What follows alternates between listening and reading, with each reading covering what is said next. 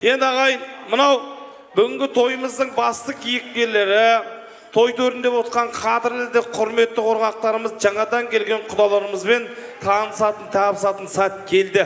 Сондықтан да баршамыз орнымыздан тік тұрып, шапалақты мық тұрып, жаңадан келген құрметті құдаларымыз ортаға алдырайық. Қыз алып отқаннан кейін құрметтің барлығын біздің тараптан көрсету керек. Біз кеше барып келген елші құдаларымызбен бірге той төріне ат басын тірек келген, жаңадан келген құдаларымызды тойымыздың төріне алдырайық. Ал ағайын, шапала ұрайық.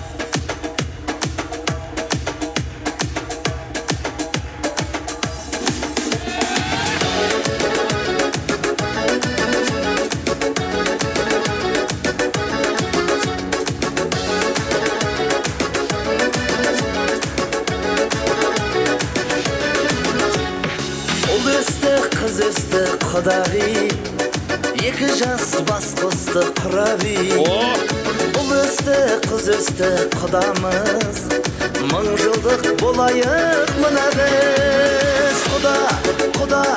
Құда болсаң шыда, құдағи, супер мына би. Құда болсаң шыда, құдағи, супер мына би. Қошемет бар ма, қошемет?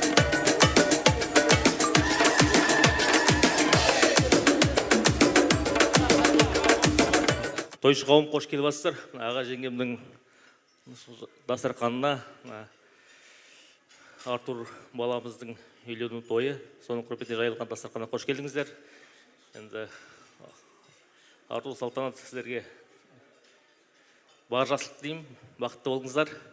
Енді біз кеше осы біз үшін той кеше басталып кетті. Кешеден бастап осы әбет мезгілінде барып, елші болып, күтіп алып, аяқ қолымызды жерге тигізбей, барлығы жоғары деңгейде күтіп алып, сыйлап, күшті қарсы алып жатсыздар. Рахмет сіздерге. Енді мына Мирас Секөміздің ағашысы Артурдың елші болып барып, қолымыздан келгенше енді барлық жөн жорағыларды жасап барып қайттық. Бәрі жақсы. Кешінде тойда болдық. Онда да бәрі керемет, тамаша өтті. Осылай қарсы алып отқандарыңызға сіздерге көп рахмет. Енді біз кеше Мирас екеумізде ең бірінші рет барып жатырық, дебютанты болдық. Ол да бірінші, мен де бірінші, құда болады. Нұрхан да бірінші болып жатыр екен, үшеумізде, үш делегацияда бірінші рет алғашқы осы құдалық рәсімдерді атқарып келіп жатырық. Рахмет, ал қош келіп жатсыздар. Сол адамдарыңызға гүл бітсін, аман болайық. Құдалығымыз мың жылық болсын. Тек жақсылықта осы кездесіп, тек бейнетіміз той-тойлау болып жүре берсін. Енді жаңа құда жақтан бастап келе жатқан делегацияны мына өзіміздің жұма келді. Құда деп енді айтуға келін кірмейді, кешен айтып жатырық. Құданың күйеу баласы бар. Ол бәрін жақсылап таныстырар. Сосын енді кешеде айтып жатырық қой, жаңа кемшіліктері болса кешірім сұрап, айып етпеңіздер деп. Сол енді. Қош келіпсіздер тағы да. Мирас жалғастырып айтады ғой тағы. Ассалаумағалейкум, тойшыл қауым. Бүгінгі мына үлкен тойға қош келдіңіздер. Бүгін қуаныш ортақ, құтты болсын, жастар бақытты болсын. Жүзде апа, ал енді сіздерге қуаныштарыңызбен мына тойдың болатыннан болатысына де қызық. Осы тойға дейін шауып, қаншама тер, маңдай тер, сол қуанышты бүгін осы енді бүгінге келіп тұр. Құтты болсын. Жиын үшін бақыттымыз. Енді біздер кешеден бері осы сіздердің аманаттарыңызбен құдам екеуміз осы құдаларыңызға аман-есен барып келдік. Ол кісілер үлкен дұғайлығай сәлем айтып жатыр. Тамыры тереңге жайылған үлкен әулет, керемет етіп, қошемет етіп қарсылап алды. Аяғымызды жерге тигізбей, бұл кісілерге мында бір алғыс. Құдағайлар, құдашалар, қадамдарыңыз құтты болсын. Көп рахмет. Біздерді осылай құрметтеп, кешелі бері құрметтеп жатыр. Енді ризамыз. Ал енді жастарға тек тілерім жиен, салтанат, бақытты болыңыздар, аман жүріңіздер. Мына үлкен кісілердің жасын берсін сіздерге, аман жүріңіздер. Барлық айтылған тілектер тек осы Алла тағаланың құлағынан шалынсын. Біз сіздерге осылай қуаныштарыңызға тек осылай тойлап келе берейік, қаумалап. Башаңызға той құтты болсын, ағайын. Рахмет көп-көп. Қазір енді құда таныстырыңыз. Енді жаңа айттық, басында қорқып, шыны керек. Қадірлі ағайын, сәл тыныш сақтайық. Құрмет білдірейік. Бәрі ойдағыдай өтті. Сол сіздердің рахмет. Үлкен кісілер аман болсын. Үлкен құдағайлар. Одан кейін бәрі сол ретімен жақсы өтіп кетті. Рахмет көп-көп. Енді делегациядан бастап келатқан кім Жұмагелді бар. Соға сөз беріп, өзі таныстырып жіберер. Қайырлы кеш, құрметті де қадірменді осынау кең жайылған дастарханға қатысып отырған барша сүт бетіндегі қаймағы жиналып баршаңыздың бастарын құрап жатқан тойшы қауым, баршаңызға да ассалаумағалейкум. Бүгінде осындай тамыры тереңге жайылған Жұбанғалиевтер әулетінің бір тамыры өзінің мәпеле өсірген көзінің ағы мен қарасындай қос ұлының бірі Артур ұлдарының бүгін үйлену тойы. Сол үлкен ұлы тойға баршаңызда қош келдіңіз дегіміз келеді. Сол ұлы тойға, сол жастардың арқасында бізде міне бүгін келіп жатқан келіндеріңіздің артындағы елінен келіп жатқан біздер делегациясымыз. Енді сіздердің жіберген елші құдаларыңыз өздерінің қызметтерін толығыменен жақсы атқарып, біздің елде өзім ойымша манада бірінші дастарханда да айтқанбыз барғанда. Мырза құдалар деген атқа ие болып келіп жатыр. Сондай өздерінің жомарттығын, мәрттігін білдіріп, өздері айтқан біздердің бірінші келініміз алып келіп жатқан құдамыз екеуіміздің деп айтып жатыр ғой. Бұлар сыналып, бір сынақтан өткен, сондай бәрінен де тәжірибесі бар құдалар сияқты болып көрінді бізге. Сондай тәжірибелі құдалардың рөлін сомдап кетті біздің жақта.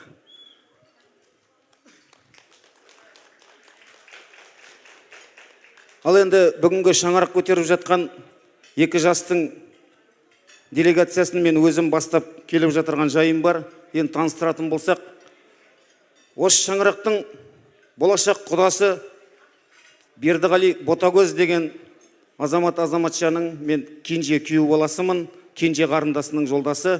Бұл кісілердің де құдаларыңыздың тамыры тереңге жайылған үлкен семья екенін көрдіңіздер. Құдаларыңыз 1969 жылы дүниеге келген, өзінің көзінің ағы мен қарасында екі қызы бар еді. Сол міне бүгінде өзінің салтушығы қызы міне бүгін сіздердің табалдырықтарыңыз аттап бала келін болып келіп жатыр. Алла қосса сәтін салып ана келін болсын, содан кейін сіздің шаңырақта дана келін болсын дегіміз келеді. Енді келіп жатқан сіздердің шаңырақтарыңызда құдаларыңыздың қай елдің тумасы, қандай рудан тараған деп болсаңыздар, ата тегінің туып өскен жері өзіміздің Сырым ауданы Бұлан ауылының тумасы, негізі Қожагелді руынан тараған құдаларыңыздың руы. Енді сол делегацияны бастап келген мен өзім Жетікөл ауылының тумасымын, Алаша Бәйсеу руым. Сол шаңырақтың күйеу баласы болам, салтанат келіндеріңіздің жездесімін. Енді келген топ таныстырайын. Менің оң жағымда отырған осы салтанат келіндеріңіздің анасы Балуыз құдағиларыңыз Ботагөз деген. Оған жалғас тұрған сол жаңа айттым ғой, көзінің ағы мен қарасында екі қызы бар деп, сол үлкен қызы Ләззат деген. Өзіме қатар сол жағымда тұрған менің жаңағы Бердіғали құдаларыңыздың кенже қарындасы дедім, сол менің қисық қабырғам. Бүгінде 30 жыл болды осы кісіменен бір шатырдың астында тұрып жатқаныма. Сол жан жарым Кәмшат есімі. Одан кейін тұрған салтанат келіндеріңіздің нағашы апасы Қымбат деген. Құдағайларыңыздың тете өскен сіңінсі. Одан кейін тұрған салтанат келіндеріңіздің жеңгесі Сандуғаш деген. Мінекей бізде осындай топпенен сіздердің шаңырақтарыңызға келіп жатырық. Өмірге аттанған қос балапандарыңыз тек қана мәнді де сәнді ғұмыр кешсін дегіміз келеді. Атана әрқашанда баласыменен, бала атанасымен мақтанатын. Сондықтан да осы балдарыңыздың қызығын көріп сіздер бақытты ғұмыр кешіңіздер дегіміз келеді. Барша тойшы қауым той-тойға жалғасын дегіміз келеді. Енді көп сөйлеу уақыт алмайық. Қыз жеңгесіне сөз микрофон ұсынайын. Сосын.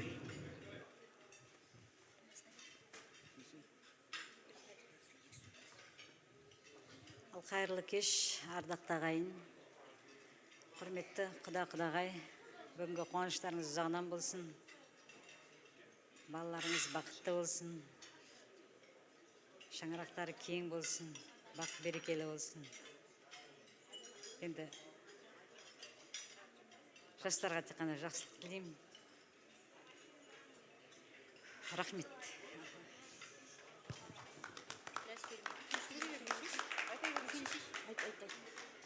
Ал енді қайырлы кеш, құрметті тойшы қауым, құда-құдағай, осы үйге қарасты ағайын тума, баршаңызға да көптен көп рахмет.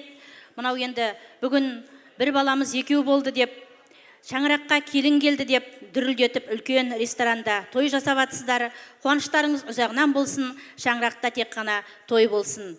Мана енді біз шаңырақта болдық, үлкен кісілермен, осы ет жақын, осы әулеттің үлкен адамдарымен дастархандас болып, сол кісілермен жақынырақ танысып, өзіміздің жон жоралғыларымызды жасап, мынау салтанат қызымызды құдағайға, қала берді мына елші құдаларға табыстадық. Өзіміздің жасауымызды әкеліп таныстырған болатынбыз. Енді уақыт тапшы, сондықтан көп соза бермеймін. Ол кезде мына екі жас болған жоқ, сондықтан қазіргі тілегімді осы Салтанат пен Артурға ән жырлармен арнағым келеді. Осы күнде қосақ қудай сендерде, құрарсыңдар бұл өмірде салтанат. Бүгінгі күн тілейтінім сендерге, тау суындай мөлдір таза махаббат. Оңай да емес, қиын да емес үй болу. Үй болу бұл қамқорлық жасап күйгену, қабағын табу, назарын табу жарыңның. Екеулік өмір сүрудің игеру. Болады онда ішкіде сыртқы саясат. Аяйық жарды біреуді егер аясақ. Жат үйде болмақ әскери құйтан құпия. Жүрмеңдер оны сыртқадас ішке жаясап. Қашанда жарға керегі жылы назарын. Жасауратпа Артур, тапқызба күтім азабын. Сен неге үйтпей, мен бүйтіп едім, сен неге үйтпей жүрсің деп. Сауданың үйге орнатпау керек базарын. Асыл жат жоқ жарыңның махаббатынан. Екеуіңді де аялауға оны шақырам. Өштердегі айтқан тілекті қабыл алыңдар сендерден бұрын үй болғандардың атынан. Бақытты болыңдар, сендермен тек қана қуанатын болайық. Салтанат қызымыз сіздердің осы шаңырақта тастай батып суда исінсін. Көп рахмет. Қол соғайық, қошемет ұрайық. Қандай әдемі тілек болды. Жалғастырайық, тыңдаймыз. Қайырлы кеш, тойшы қауым, құда-құдағай құтты болсын. Қызы бардың өрсі кенет деді. Біздің өрсіміз кеніп атса, ұлы бардың қонысы көбейет дейді. Қоныстарыңыз көбейіп жатыр. Жағынан сүйіндірсін. Шаңырақтарыңыз сәби күлкісіне толы болсын деймін. Жастар бақытты болсын. Болдық па? Қол соғып құрмет жасақ қойыңыздар. Қандай тамаша әдемі айтылған ақ тілектеріміз қабыл болсын. Той қуанышымыз құтты болсын. Құдаларға бір қол соғып қошеметтеп қоймаймыз ба ағайын? Шапалақ бар ма?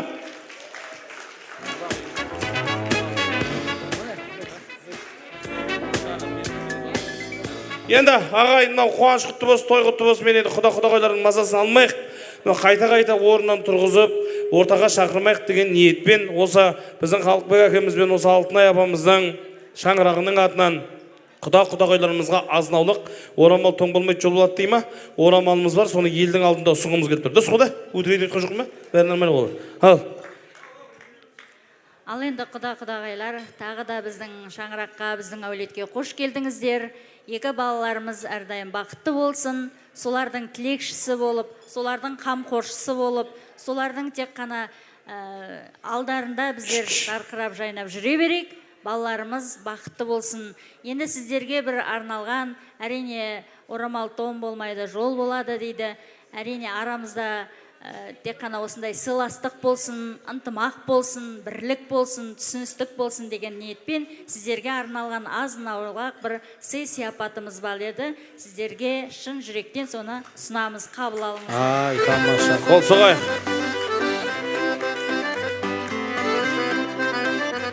Құдағайымызға арналған біздің алтын, Айтып беріңіздер. Айтып беріңіздер. алтын сырғамыз бен және алтын жүзігіміз. Алтын набор деп қойсаңызшы. Қол соғып қошеметтеп қойыңыздар.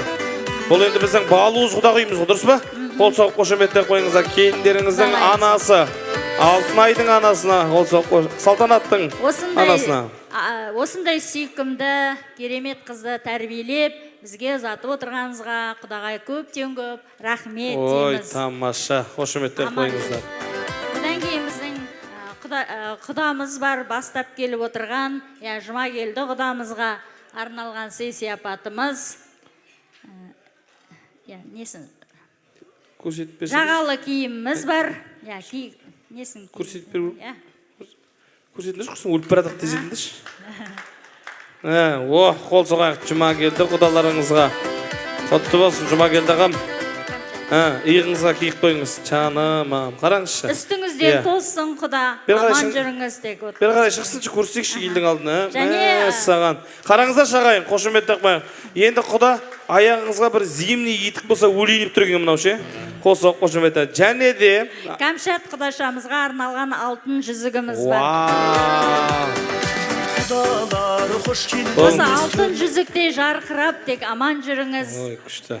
Сыйластығымыз ұзағынан болсын. Еще күшті берейді осы Кәмшат құдашаша. Біздің құдашамыз бар, нағашысы, қымбат құдашамызға арналған алтын жүзігіміз Қол бар. соғайық, қошемет ұрайық, мінекей.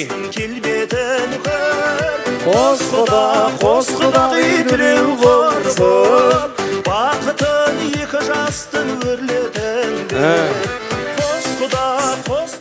Және біздің салтанатымыздың бастап келген осы жеңгесі, ақылшысын, кеңесшісі болып отырған және керемет жаңа сый сияпаттарын жасап, қыз жасауын көрсетіп, керемет өзінің өнерін де көрсетіп жатқан Сандуғаш құдағайымызға арналған алтын жүзігіміз бар. Қол соғайық, міне, алтын сақина.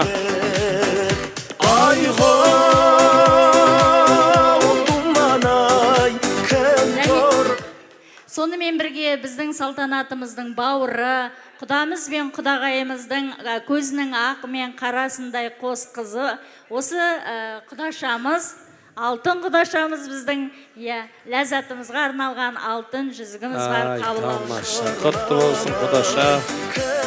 Аман болыңыздар. Күшті. Әдемі. Осы сый сияпаттарымызды қабыл алыңыздар, азда болса көптеу көріңіздер. Әрине тек сый сияпат емес, арамызда тек қана жақсылық жүрсін, сыйластық, түсіністік жүрсін. Ең бастысы біздің балапандарымыз бақытты болсын. Ой, тамаша. Міне, өте күшті. Жұмагелді құдаңыз. Ал енді барша тойшы қауым, тағы да баршаңызға мың алғыс. Осындай той жақсы деңгейде өтіп жатыр. Сол тізгінін ұстаған елдар бауырымызға да мың алғыс. Рахмет аға. Енді мінекей біздер келіп сіздің шаңырақта құрметтеріңізді көріп жатыр. Сол құрметтеріңіздің бірі мінекей иығымызға жағалы киім, қолымызға алтыннан, құлағымызға да алтыннан бұйымдар тағып жатсыздар. Дегенмен де мынау салынған алтын көпір тұғырлы да мәнді болсын, сәнді болсын, іші ажарлы, сырты ажарлы, іші базарлы болсын дегіміз келеді. Балапандарыңыз аман болсын. Құдалықтарыңыз мың жылдық болсын. Мінекей мен бүгін сіздің шаңыраққа құда болып келіп тұрсам, келесі жылы осы шаңыраққа шілдехана бесік тойына ағайын тума болып келіп, бірегейлі ел болып осы шаңырақта жүре берейік. Араларыңызда тек қана су жорға жүрсін, дорба ешқашан жүрмесін дегіміз келеді. Ай, тамаша. Қол соғайық. Сый құрметтеріңізге көп-көп рахмет ағайын. Міне, тамаша. Қол соғып қошеметтеп қойыңыздар. Өте керемет жеткізді мына Жұмагелді құдаларыңыз. Бұл енді әңгіме алыс беріс емес қой. Ең бастысы балалар бақытты болса, қалғанның барлығы өз бақытымен, ретімен болады деп ойлаймыз. Қуаныш құтты болсын. Енді мынау сый сияпаттарды біздің жақтан жігіттер көмектесіп жіберіңіздер. Бір естелікке суретке түсіп алайық. Енді мына Жұмагелді құдаларыңызды білесіздер, елдің азаматы екенін, бізді жақсы көретін ағаларымыздың бірі. Енді аға, сізден қонақ қайда сұраймын? сұраймыз енді, елдің алдында өзіңізден бір тамаша әдемі қонаққа деңіз болса, бірінші суретке түсіп алайық аға, да? Содан кейін барып жақсы бір қонаққа деңізді ұсынып жіберіңіз елдің алдында. Сосын сіздердің құрметтеріңізге жастарды, жастардың алдына барып түсейік. Сосын жастардың әдемі бүгінгі кешіміздің ең тәтті тағамы, тамаша тортты елдің алдында ұсынатын боламыз. Қош келдіңіздер. Жаңадан келген құдалардың ішінен көргенімізге өте қуаныштымыз. Өте кереметті текті әулетпен құдандалы болып отыр екенсіздер. Біздің осы Халықбек көкеміздің әулеті де шаңырағы да білесіздер, елдің алдында сыйлы екенін. Біздің Артур да елдің баласы осы халыққа қызмет етіп жүрген балалардың бірі, өз еңбегімен, маңдай терімен жасап жүрген. Енді Жұмакелді құда, микрофон сіздің өзіңізде, келіңіз. Дайынбыз ба? Аман бол, дайынбыз ба? Дайын болсақ, осы құдамыздан қонаққа де сұрайық. Сосын жастардың әдемі вальсіне куә боламыз. Сіздер үшін құрметтеріңізді білдіріп қойыңыздар. Той-тойға жалғассын, жастар бақытты болсын дегіміз келеді. Бірін-біріңіз тек қана әнмен жеткізіп жүріңдер.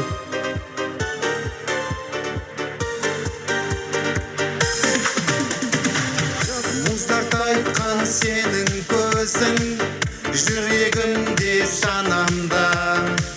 Сүйген жарын сағындырды әрбір адамға. Аппақ құсым қайдасың деп Мұқағали іздеген. Айдай ару қыз кездесіп қалды мағанда. Сенің көзің түпсіз терең, тұңғиық па кәдімгі. Сүйедейін еріндерің, елжіреткен жанымды. Әсем басың мүсініңе, жарасымды жағымды. Саған артық теңеу таппай, әнге арнадым әнімді.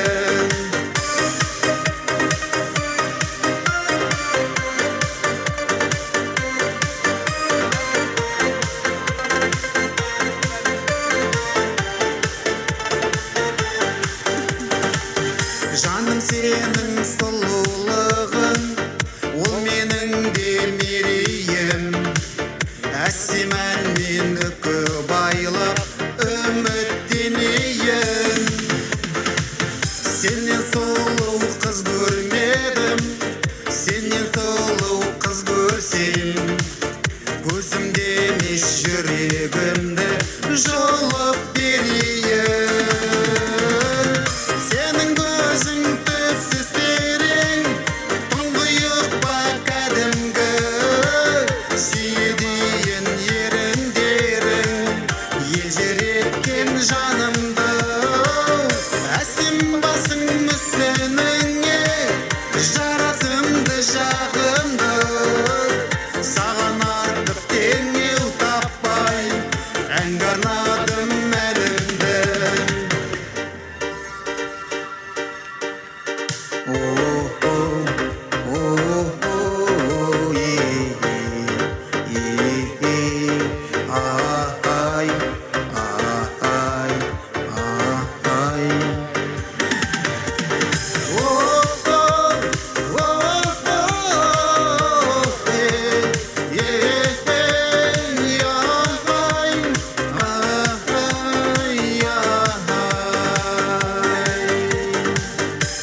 Балдарыңыз бақытты болсын, той-тойға жалғасын ағайындар. Тамаша, Жұмакелді құдаларыңызға қол соғып қошеметтеп қойсаңыздар болады. Қандай тамаша. Мен енді ортаға сіздердің құрметтеріңізбен, Халықбек әкемізбен, Алтынай анамыз шақырым келіп тұр. Бір қол соғып қошеметтеп қоясыздар ма? Ыстық ықыластарыңызды білдіріп қойыңыздар әкемізбен, анамызға. Бір құрметтеріңізді білдіріп қойыңыздар. Шабалақтарыңызды білдіріп қойыңыздар. Апамыз сіз де келіп тұрыңыз. Алтынай апам қайда? Мына жаққа келіп тұрсаңызшы. Екі жастың ортасына есі кеткен түседі дейтін о. Әлде ондай сөз өтпей ме сіздерге уже? Өтпейтін шығар. Артур, келсеңдер шанша келіп тұрсаңдар елдің алдында. Мына ағайын, шаңырақ иелеріне бір қол соғасыздар ма?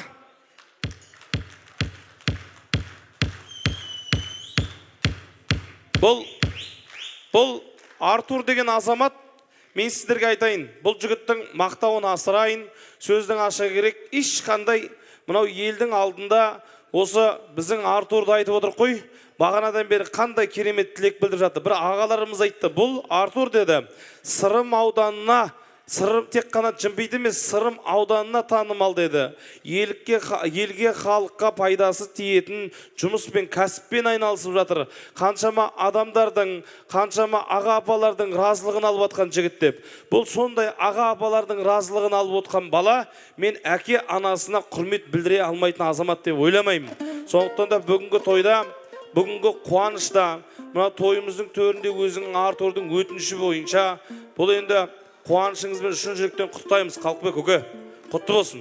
Мынау елдің алдында бақтыңыз, қақтыңыз, өсірдіңіз, өндірдіңіз. Түн ұйқысын 4 бөліп, осы біздің алдында біздің Артурды, менің балам басқа баладан кем болмасын, менің балам басқа баладан үздік болсын, ешкімге ұқсамасын, дара болсын деп өсірдіңіз. Қазақта өте әдемі сөз бар, Артур. Әкенің сөзі оқ екен, әкеден асқар жоқ екен. Қасқайып тұрса жаныңда, уайым қайғы жоқ екен деген Құрманар Бақтияр апамыз. Сондықтан да Асқартау әкеңе разылығың мен рахметіңді білдір. Қасында ақ жаулықты анамыз, мамамыз, Алтынай апамыз қандай керемет жан, қандай әдемі жан. Қазақта өте керемет әдемі сөз бар. Анашым, кетпес дәулет шексіз нәсіп, қалмаңыз бұл өмірден тексіз жасып. Көрмейтін бойындағы кемшілігін әр ана баласына ессіз ғашық дейді, қадірлі ағайындар. Баланың білегі ауырса, ананың жүрегі ауырады дейді. Осындай дәрежеге жеткенінің арқасы бұл әке анаңның сенің разылығың, әке анаңның батасы. Мынау ең қайтарылмайтын дұға ол әкенің ананың балаға жасаған дұғасы екен. Ең бірінші айтады, анаңды сыйла дейді. Одан кейін барып тағы анаңды сыйла дейді. Содан кейін барып тағы да анаңды сыйла дейді. Сосын барып әкеңді сыйла дейді. Сондықтан да әкең мен анаңның разылығын алып, осылай елдің алдында үлкен той беріп жатсын. Бұл біздің әкеміз бен анамыздың осы күнге дейін төккен терінің, маңдай терінің арқасы. Елдің алдында бір ризашылығыңды білдіріп қойшы бауырым. Құрметтеріңізді білдіріп қойыңыздар. Әлемнің жарығын сыйладың сен маған, даланың әр гүлін. Осындай балаға қол соқпайсыздар мағайын. Сен маған, сен бердің құстардың қанатын самғаған, балалық қоштарым өзіңе арнаған. Әлдейлеп аялап өсірген жемісін, самал жел саябақ құшағың мен үшін. Есейіп кетсем де мен саған сәбимін. Мәні, балаларыңыздың атынан қол соғайық. Біздің Артурдың достары. Көзіңнен танимын, есейіп кетсем де мен саған сәбимін. Көңліңді көктемдей көзіңнен танимын. Өтеуге борышын анашым жан сырым, іздедім сен үшін әлемнің асылын, әлемнің байлығын. Сыйлар ем кеш мені, сыйлар ем ай күні. Құрметтеріңізді білдіріп қойыңыздар, қандай тамаша. Мәні, біздің міне елдің алдында басын иіп жатыр, қол соғайық әкесі мен анасына. Мәні, самал жел саябақ құшағың. бұл сіздің берген тәлім тәрбиеңіздің арқасы. балаңызды үйсіп осылай тәрбиелегенсіздер. Құрметтеріңізді білдіріп қойыңыздар. Шапалақ құрметтеріңізді аямаңыздар. Ыстық эйча, міне келін сәлем салып жатыр. Осыдан артық қандай бақыт керек, бір құрметтеріңізді білдіріп қойыңыздар. Осындай әдемі баланы дәлін тәрбие бергендеріңіз үшін алғыс. Айналасын көрдіңіз ғой. Мынау айналасын біздің Артур таспен емес, доспен қалаған. Елдің алдында барлығы гүл шоқтарын ұсынып жатыр. Мен өзім ойлаймын да, әйел азаматшасы әрқашан құшағы гүлге толы болу керек деп. Құшағыңыз гүлге толы болып осылай алтын апа жүре беріңіз. Қуанышыңыз құтты болсын. Бірақ мен сізге айтайын. Бір жігіттің ойына біздің папымға бірдеңе беру ойына келмепті ал. Бірдеңе бермейсіздер ма папыма? Бір қара нәскиіме бірдеңе алып келмедіңіздер ме? Қайта бір риза болып болмай ма? Қуаныш құтты болсын. Әзілдейміз, бір құрметтеріңізді білдіріп қойыңыздар. Міне, бұл сіздің, жаным, ботам. Құрметтеріңізді білдіріп қойыңыз. Жаным. Алыстан келген қонақ па, Алматыдан келген? Жаным. Өлентеден келген? Құмаши, Алматыдан деп бер жүрдік қомана приезді. Өтірік жүрдің ба сен? Сволш, мана қайда алыстан келген ағам қайда мен, Атыраудан келген. Атырау, берші соған Атыраудан келген бе? Бергіш шәкір. Өтірік айтып елдің алдында. Мынау сізге. Жаным сол, апам менің. Мынау, сіз жаңа деген емессіз бе сізді? Ау, кім? Неге шығармады мана Құдаша? Құдаша мен жерде Ақтаудан келген қонақтар отыр ғой, неге шығармағансың? Атырауға жабысып. Рахмет, қол соғып қошеметтеп қойыңыздар. Міне. Енді Ағапа енді, бұл енді балаларыңыздың сіздер берген тәлім тәрбиеңіздің арқасында елдің алдында өзі біздің Артур алғыс айтайыншы. Әке, анама алғыс айтайыншы деген өзінің өтініші, соны орындап жатырмыз. Қуаныштарыңыз құтты болсын. Енді Артурмен біздің осы салтанатты алып қалуға рұқсат етіңіздер. Сізді жақсылап тұрып шайғаса берсеңіздер болады. Келіңіздер, құрметтеріңізді білдіріңіздер. Енді мен жастарды ортаға алып шығарып жатқан себебіміз екі жастың құрметіне дайындалған бүгінгі кешіміздің ең тәтті тағамы бар. Артур, сен өзің рұқсат етсең, соны ортаға алдырайық. Рұқсат етпе? Қол соғып қошеметтеп қойыңыздар. Тәтті торт студио. Ал, құрмет бар ма?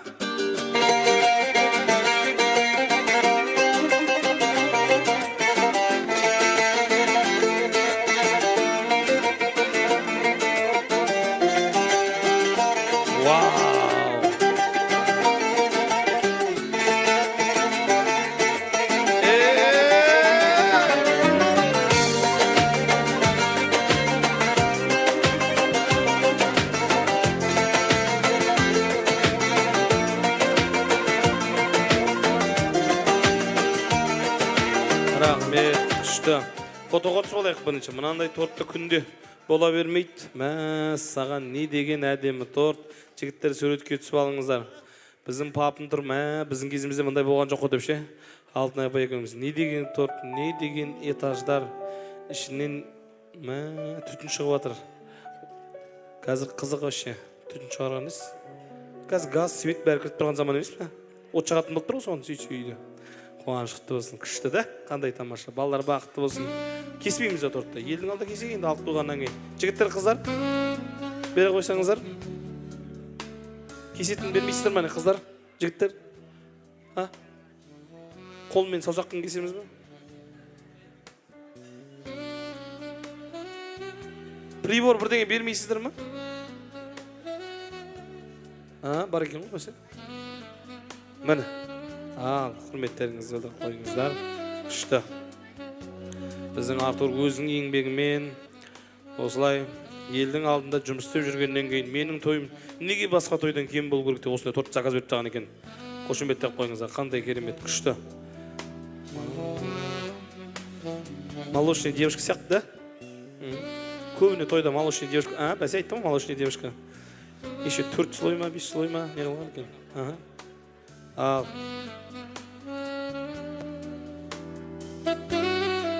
Ең бірінші, ал Артур, тортты кімге бересің? Әйеліңе бересің бе, мамаңа бересің бе?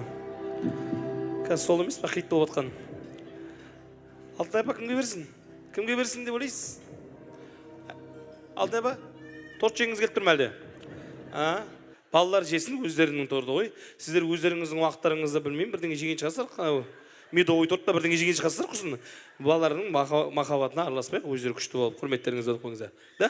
Ал құрметтеріңізді. Мәне.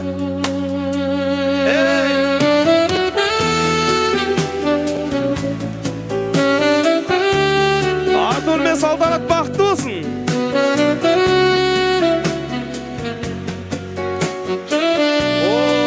Шапалақ бар ма?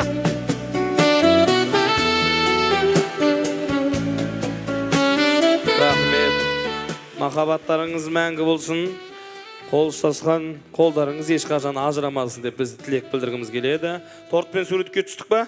Ал түссек торт алып кетсеңіздер болады. Осындай дәмді тортты дайындаған жігіттерге алғысымыз шексіз. Енді екі жастың алғашқы жанұялық вальсіне куә боламыз. Қадірлі ағайындар, жанұялық деп атайып тұр. Бүгіннен бастап екеуі жанұя, ешкім араласпасын. Өмірде келетін бір сәт. Қаншама видео көріп жігіттер жүр, бәрін түсіруге тырысып жатыр. Сондықтан да кедергі болмаңыздар. Екі жастың әдемі вальсіне куә болайық. Ал, орта қарай келіңіздер. Свет сөндір, есікті кілте, итті босаталым.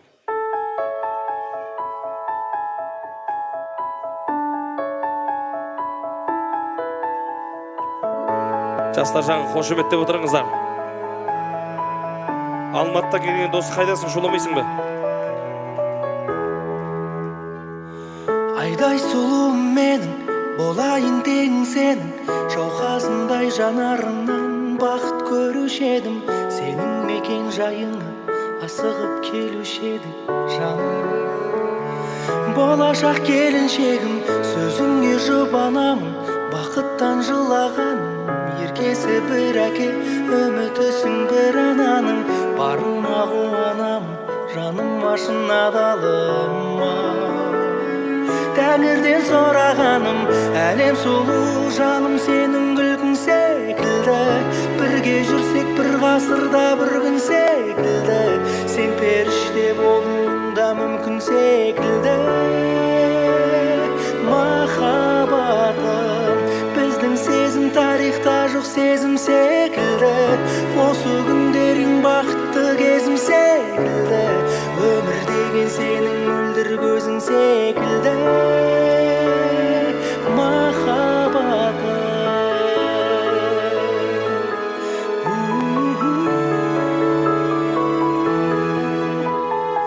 сен хитсің біздің үйдің, әйелім болмай жатып, отбасымның мүшесі бол, жаным балдай батып. Жүрсең ғой ата-анама күн сайын шай қайнатып, шіркін ай қандай бақыт, сөзіңе жұбанамын, бақыттан жылағаным. Еркесі бір әке, үмітісің бір ананың, барыңа қуанамын, жаным ашын адалыма. Ал осы айқайшы қойды. Тәңірден сұрағаным, әлем сұлу жаным сенің күлкің секілді. Бірге жүрсек бір ғасырда бір күн секілді. Сен періште болуың да мүмкін секілді. Махаббатым, біздің сезім тарихта жоқ сезім секілді. Осы күндерің бақытты кезім секілді. Өмір деген сенің мөлдір көзің секілді. Махаббатым, әлем сұлу жаным сенің күлкің секілді. Бірге жүрсек бір ғасырда бір күн секілді. Сен періште болуың да мүмкін секілді. Махаббатым, біздің сезім тарихта жоқ сезім секілді. Осы күндерің бақытты кезім секілді. Өмір деген сенің мөлдір көзің секілді.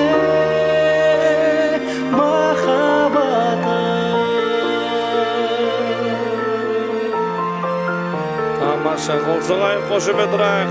Біздің Артур мен салтанат бақытты болсын. Шапалақ бар ма? Ордозынан сұлу менің жанжарым. Рахмет. Өте күшті.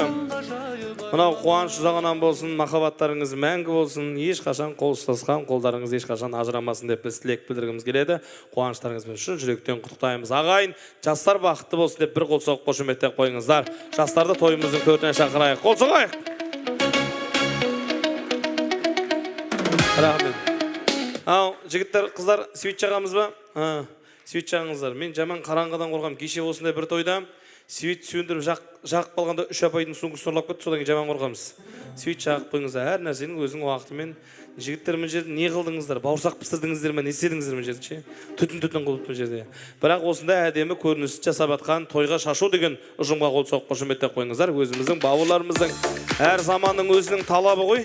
Заманның талабы, жастардың талабына сай келгеннен кейін осы елдің алдында жасаймыз. Аға апалар, сіздердің уақыттарыңызда сіздер болса да жасайсыздар ғой осыған. Көндігесіздер ғой. Жеңгелеріміз сұрағанда қайда барасыздар жасамайды. Сөзіңді аша керек. Ал енді қуаныш жағынан болсын, әдемі тілекке кезек берейік, сосын бір жақсы бір 3-4 әнге билейтін боламыз. Тамаша тілек тізгіні тойымыздың төріне келген қонақтарымыздың әдемі ақ тілегін тыңдайық. Құрметтеріңізді бір білдіріп қойсаңыздар болады. Шапалақ құрметтеріңізді аямасаңыздар болады. Ыстық ықыластарыңызбен ата-анамыздың ұжымдастары, достары, группаластарын ортаға шақырайын деп тұрмыз. Құрметтеп қойсаңыздар дейміз, қадірлі ағайындар. Ермек мырза, Ардақ ханым бастаған, Ербол мырза, Жаңылсын апамыз қостаған, Алмас, Гүлбарам, Айгүл, Марат, Әлия, Ерлан, Нұргүл, Ерлан, Бақтыгүл, Нұрлыбек, Бағдагүл, Мақсат, Шолпан, Мерует, Гүлнұр. Осы сөз кезегіне ата-анамыздың достары, әрі группаластары 31 жыл бойы көрмеген группаластар бар деп жатыр. Дұрыс ақпарат па? Сондай группаластар шақырайын тұрмыз. Олар қалай шығатынын қазір өздеріңіз көресіздер. Ортаға шақырайық. Жауынгер Сәндігүл, Қайырбек Гүлдариға, Өтеміз Қалжан, Қуанышбек Зада, Қайрат Күләш, Нұрхан деген ағам Ақтаудан келген ба бейнеуден? Жаным, сол күшті жігіт, осы жігітше. Жасылан, Жарқын, Зәуреш, Зүлфия, Айгүл, Нұргүл, Лаура, Эльмира, Әлия, Самал, Салтанат деп қол соғып қошеметтеп ұжымдастар әріптестер, ата-анамыздың достары группаластарын шақырайық. Музыка! Кетіп ал! Бір билеп шығайық! Ботақаның қарайсың мөлдіреген көзіңмен, аққу бар көлдегі махаббатты сезімнен. Бір өзіңе бар сырымды айтайын деп келгенде, қалады тіл байланып ұялғандай өзіңнен. Бір өзіңе бар сырымды айтайын деп келгенде, қалады тіл байланып ұялғандай өзіңнен. Жоғаласың көптеге, келіп кетпеп кеңе, сағынышың қайдасың қасыма келер келе. Құшақ жайып қарсы алған арманымсың аңсаған, өзің арнап сүйіктім әсен әуелен сала.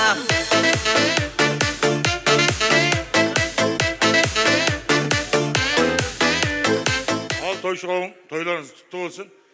Осылай әрқашанда той дастарханда кездесе берейік, денсаулықтарыңыз құтты болсын. Мына жиналып отқан Қалеке, Алтынай, ал той құтты болсын, 2 жас бақытты болсын. Әрқашанда осылай сіздердің үйлеріңізге тойға келейік. Ал өзім таныстырып өтсем, өзім Қалықбектің группаласымын. Бірге оқыдық 90 жылдары. Содан бері осы араласып, тойларын тойғаласып келедік. Менің жолдасым Күләш деген осы жерде группаластарымыз бар, бірге оқыған. 613 группа соңғы бітірген. Аман болайық, тойғаласын. Әрқашанда осылай кездесе берейік группаластармен. Барлығыңызға да осы той бақытты болып, айтқан тілектерім бәрі қабыл болсын. Ассалаумағалейкум тойшы қауым. Мынау енді Қалықбек Алтынай бір балаңыз екеулі болып жатыр. Жағынан болсын. Дендеріңіз сау болсын. Осы көрген қызықтардың той болсын. Жастарды заң некелері мен құрып атқан шаңырақтарын терезесі тең, керегесі кең болсын. Шаңырағы биік болсын. Денсаулық бәріне. Денсаулық болса қалған енді болады ғой. Алла болса, той болсын. Ал құрметті қонақтар, бәрімізде қош келдік. Мынандай үлкен қуанышқа. Енді бұл жерде Қалықбек Алтынай, ал мынандай үлкен қуаныштарыңызбен бір балдарыңыз 2 бала болып жатыр. Қуаныш зауынан болсын. Енді мына 2 балаң қызың бар, соң тек рахатын көре беріңдер. Болашақта көрінген немерелерің тек қызығын көріп, бейнеттерің сол немере бағу болсын екеуіңе де. Соған біз тілектеспіз. Аман болыңыздар. Бұл жерде енді не айтамыз басқа? Тек қуаныштымыз. Тек осындай Ақ-дастарханда, жаслықта, тек осындай сіздің тойда бәріміз осылай кездесе берейік. Ассалаумағалейкум, қайырлы күн, тойшы қауым. Баршаңызға Маңғыстаудан ыстық сәлем. Баршаңызға осындай той, баршаңызға бұйырсын деген келеді. Баршаңызға осында аралап жатқан әрбір таң, әрдайым дастарханда той, қуаныш тілесін. Мынау Қалекең мен Алтынай бірге оқыған группастар келіп жатырмыз жан-жақтан. Кезінде оқыдық, біздің заманымызда енді телефон болған жоқ, сотовый телефон болған жоқ, Инстаграм парақша болған жоқ, Инстаграм болған жоқ. Соның арқасында мен 31 жылда кездесіп жатырмын мына ағаммен. Алтынға рахмет, осында достарды кездестірген 31 жылда кездесіп жатырмын мына группаластармен. Рахмет сіздерге. Бір саусағым бүгілді деп естеймін бүгін.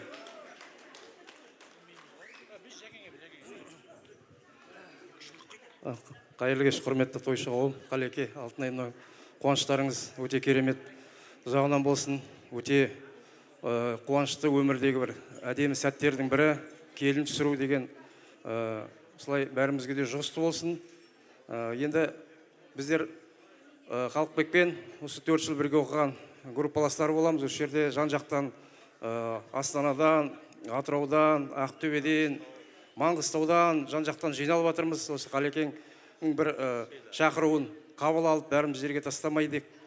Көптен көрмеген жаңа айтып жатқан группаластарымыз болып, басымызды қосып, осы тойдың арқасында бір-бірімізді көріп жатырмыз. Өте қуаныштымыз. Құрметіңізге көрсетіп жатқан бізге деген төріңізді беріп, бар жақсыларыңыз, игі жақсыларыңызбен бірге көрсетіп жатқан құрметтеріңізге көп-көп ризамыз. Рахмет. Тойларыңыз той қыласын, екі жас бақытты болсын, тек қана екі жақтың ата-анасына қуанышын алып келсін. Мынау менің балам ғой, мынау менің келінім ғой деп мақтанып жүретіндей болайық. Екі жаққа да жастар бақытты болыңыздар. Семья кезінде кеңес үкімет жағында уақытында семья шағын мемлекет дейтін еді. Сол мына құрып жатқан шағын мемлекеттеріңіз үлкен, берекелі, отбасына үлкен бай мемлекетке айналсын деген келеді. Соған бәріміз тілекшіміз. Осы жерде отырған қауымның барлығы соған тілекші. Сол тілекке біз де қосыламыз. Құтты болсын тойларыңыз. Қыздар.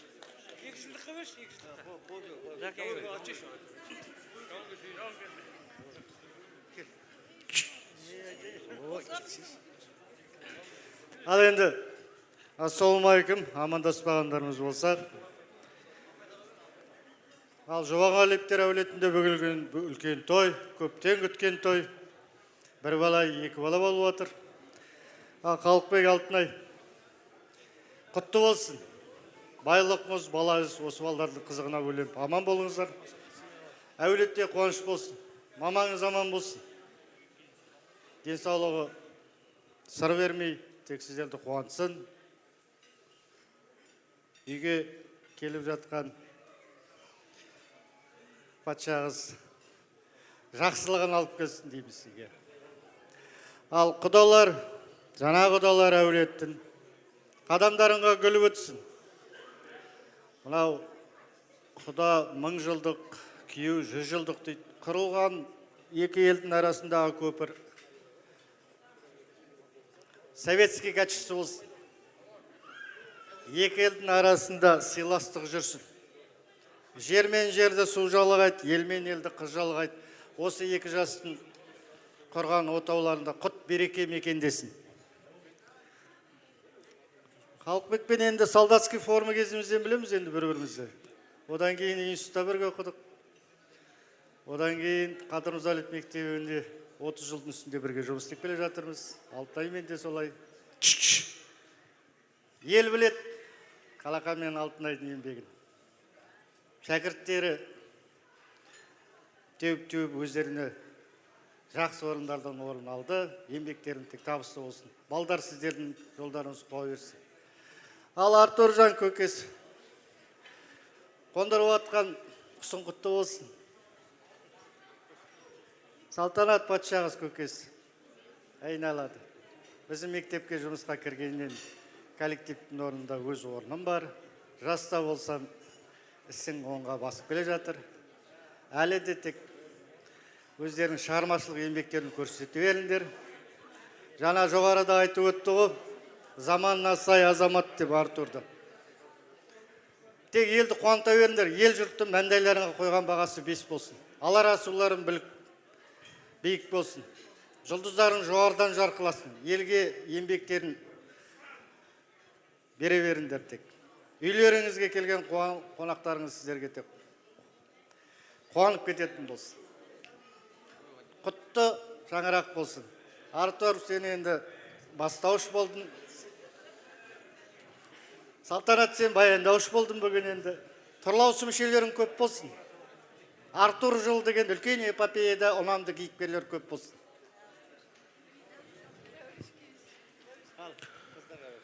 Ал құрметті қалайық тойшы қауым, қайырлы кеш, баршаңызға сәлем бердім.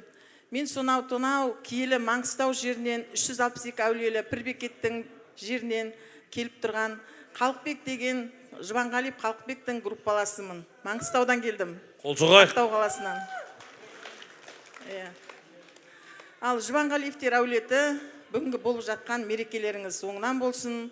Ақ түйенің қарны жарылып, бүгін екі бала Артуржан мен Салтанатжанның заң неке қию күндері құтты болсын. Құрған шаңырақтарының шаңырағы биік, керегесі кең, терезесі тең болсын. Ішінде гуілдеген сәби үні болсын. Төрден орын алған құдалар, жаңа құдалар қадамдарыңа гүл бітсін. Тек орталарыңда сыйластық, тек татулық, құдалық, мәңгілік болсын тек. Балалар бақытты болсын. Ал Қалеке, біздің группаның көсемі, мен ақсақал деп жатам, кейде әзілдеп. Біз 31 жыл кездеспесек те, бір-бірімізбен арасында кездесіп, WhatsApp'та телефон бар ғой қазір шүкір, әзілдесіп, сондай группаның гүлі мен нұрымыз, олай деп ойлап қалмаңыздар, 31 жыл көрмеді деп. Группа мәңгі жасасын, біздің группаластар 91-95 Орал педагогикалық институты жасасын. Группаластар несіне шыла? Ал Қалықбек, Алтынай, балаларыңыздың қуанышы ұзағынан сүйіндірсін, балалар тек бақытты болсын, Аллам тек бердім деп берсін, адал түстемген бала болсын, той қыласын, тойда тоғысайық, келі Пірбекеттің, мен қызымын, сол Бекет ата сіздерді қолдап жүрсін. Ай, тамаша.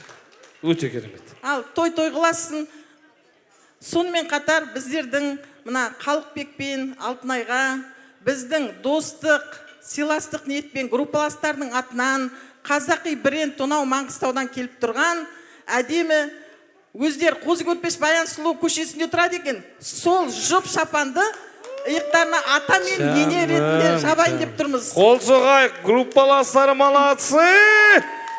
Группаластардың атынан және 5000 теңгелік сертификаты бар.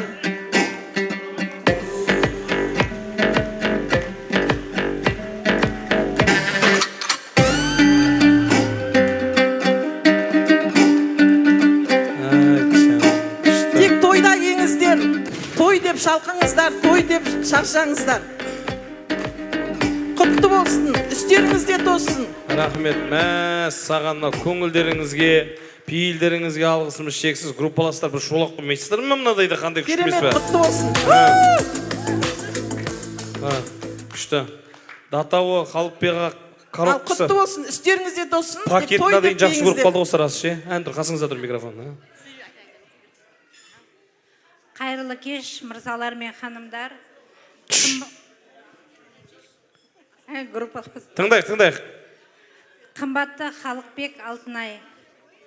Шаңырақта бүгін шаттық тойдуман, Артурулға ақ тілегін жаудырған, салтанаттай ақ келін төрге еніп, бақ құсы боп қонсын мәңгі қос қыран. Дамир, дана, берекелі отбасы, ғалым болып жалғасуда жол басы, перизаттай парасатты қызымен арта берсін әулеттің мерей даңқы. Артур менен салтанатқа ақ босаға, махаббатпен бақ қонсын қос отауға, Қалықбекпен Алтынайдың қуанышы ұласын тек шаттыққа, мол бақытқа. Бақыт пен береке бірге жасасын, әр күніңіз мерейге толы болсын, ұрпақтарыңыз өсіп өркендеп, шаңырақтарыңыз мәңгілік шаттыққа толсын. Ізгі тілекпен группаластастарың. Вау, қол соғайық, қошемет ұрайық, тамаша. Рахмет. Айта беріңіз. Сонымен қатар мына группаластардың атынан шағын видеомыз бар. Соны тамашалауға шақырамыз. Оны қазір Конверт бірге берілді ғой. видеодан бұрын мына жақта әріптестеріміздің тілегі бар, соны тыңдап алайық. Сосын барып қарай қоймаймыз ба? А то мына жақта басшылықтан келіп отырған кісілеріміз бар, директорларымыз бастап келіп отыр екен. Сол кісілерге де құрмет білдірейік, әріптестердің тілегін. Мына қалған группаластар қосыламыз. Жаңа айтып кетті ғой, Атыраудан, Астанадан, Ақтаудан, Маңғыстаудан келіп жатырмыз. Бүгін біз үшін де Ақтүйенің қарын жарылған күн, осылай көптен бері кездесіп жатырмыз. Ішінде шынымен де 31 жыл көрмеген группаластарымыз бар. Бұйырса ертең жалғасады. Енді Алла қосса, осылай татулығымыз, бірлігіміз жағынан болсын. Тігіп жатқан балалардың отаулары биік болып, тек қана жақсы жағынан осы Қазақстанымыздың абыройлы, керемет, сыйлы отбасыларының бірінің болсын деген тілегіміз бар. Күшті, рахмет. Әріптестер, өздеріңізден болсын, мына жерде коллектив бар ғой. Қуаныш құтты болсын.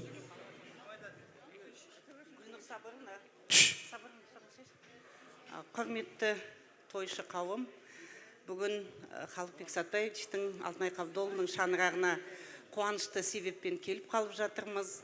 Барлықтарыңызға көңілді кеш болсын. Халықбек Сатпаевич, Алтынай Қабдоловна, сіздердің қуаныштарыңыз ұзағынан болсын, тойға ұласын. Артур, Салтанат, бақыттарың баянды болсын, махаббаттарың мәңгі болсын. Атөш деп кішкентайынан танимыз, Атөш деп еркелететін біз. Енді Салтанатта бөтен емес, өзіміздің әріптесіміз, жас маман, өте керемет маман, керемет сып-сұлу қыз. Енді сіздерге бақыт тілеймін. Отбасыларыңыз шаттыққа, қуанышқа, үбірлі-шүбірлі болып, жапырақтарыңыз жайыла берсін. Тамаша. Кім? Болдық па? Әріптестеріне шықпайсыздар ма? Қайырлы күн, құрметті ардақты қонақтар, құдалар. Бүгін аға жеңгемнің тойында керемет домбыра деген қазақтың ұлттық сарайында кереметтей той өтіп жатыр. Бұл деген Бәйсеу деген би болған әулеттің содан тараған үрім-бұтақтардың тойы. Бүгінгі тойда би билемей, ән айтпай, айқайлап билемесек арманда кетеміз деп ойлаймын. Енді Артур мен Салтанат қайтатын апалық ақ тілегім. Бақыт деген нәрсенің бәрі бар. Қазір заманда ештеңемен ешкімді таңғалдыра алмайсың. Бірақ та деген айналайын деген сөзбен ақ бір рет маңдайынан сүйіп ақ махаббаттың бесігінде тербетіліп жүре берсеңіз, содан асқан бізге деген бақыт жоқ. Сондықтан мына бүгінгі құда-құдағайлар қадамдарыңыз гүл өтсін. Бүгінгі келген жұртшылық, бүгінгі келген алқа, бүгінгі келген қауым, мынау таудан тас арқалап, қазақша айтады ғой, жаңа керемет сіздерге деген сый-сияпатын көрсетіп жатыр. 31 жылдан бері бірін-бірін көрмеген группаластардың, 72-лердің, 74-тердің қуанышында тылавой тұңғышын енді Дамирді айтпай-ақ қояқ. Артурдың тойында бүгін ән айтып би билемесек қандай не қанибет деп жатырмын да. Сондықтан тамада, пожалуйста, басқасын бәрін ыстап, биді жібертші. Жан болды. Мен жан дүнием түсініп тұрған. Той құтты болсын. Рахмет. Мен жан дүнием түсініп тұрған жалғыз сияқты осы жерде. Аман болыңыз. Нұрхан аға, не қылды? Қайырлы күн ағайындар. Ыстық Маңғыстаудан сәлем баршаңызға. Той бәріңізге жұғысты болсын. Мына Қалекең дейтін біздің группалас бірге оқыған. Тосын, артық сөз. Жақсы жарымыз дейді, жылы сөз жүрек жылытады дейді. Баршаңызға сәлем, ыстық сәлем. Мынау баршамызда үлкен ата-ананың тәрбиесінен өскен тамыры терең жайылған бәйтерекпіз ғой. Осы бәйтерегімізден тараған мына бұтағымыз мына жас балдар. Қазіргі заманда осы балдарымыз енді жапырағы жайыла берсін деп келеді. Әрқашан шаңырағымыз тойға олсын. Біздің де бір бәйтерегіміз группалас. Мынау бүгінгі той иесі Қалыпбек. Қалекең, оңды жапыра жала берсін ғой. Мен тамаша. Бітті. Ал енді группалықтар бәріміз де бір ауыздан Қосамыз. құттықтаймыз. Аға. Құттықтаймыз. Жалғыз ала бөлек группаластары бөліп тастамайшы, мен жақта да қонақтар тұрған жоқ па? Бәріміз бірге айтайық, кеттік ал.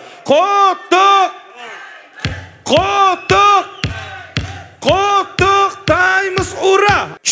Ағайын, ардақты құдалар, құрметті қонақтар.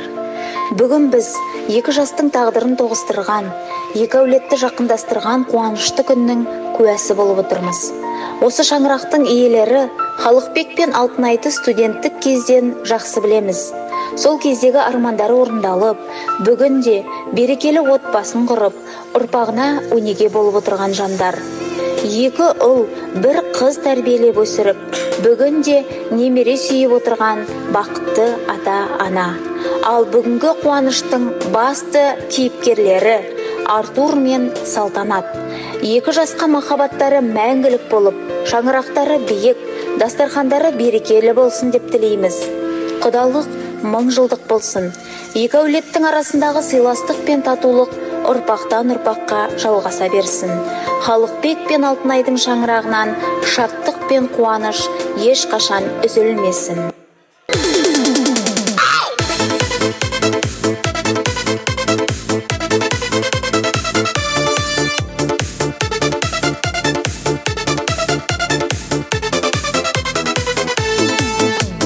Маңғыстау Дархан даласы, Ақжүрек Ақтау қаласы.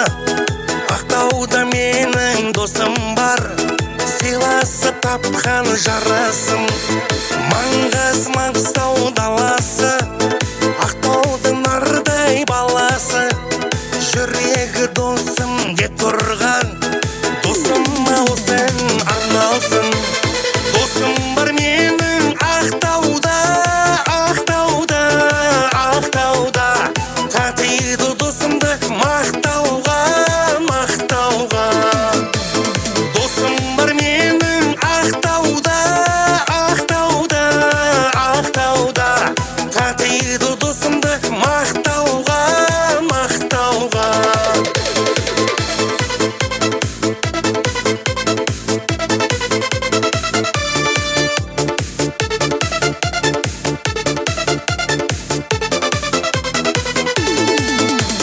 Ақтауға бір күн барармын, досымның көңілін табармын.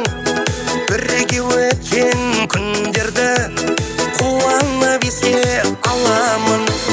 Каспийде терең жүрегі, достықтың қадірін біледі. Қашан келесің досым деп, сағынып мені жүреді. Досым бар менің Ақтауда, Ақтауда, Ақтауда. Татиды досымды мақтауға, мақтауға. Досым бар менің Ақтауда, Ақтауда, Ақтауда. Татиды досымды мақтауға, мақтауға.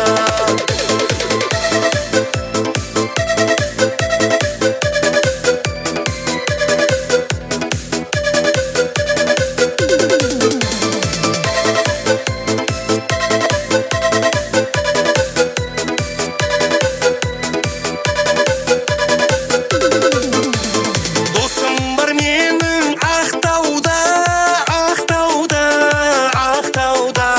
Татиды досымды мақтауға, мақтауға. Досым бар менің Ақтауда, Ақтауда, Ақтауда. Татиды досымды мақтауға, мақтауға.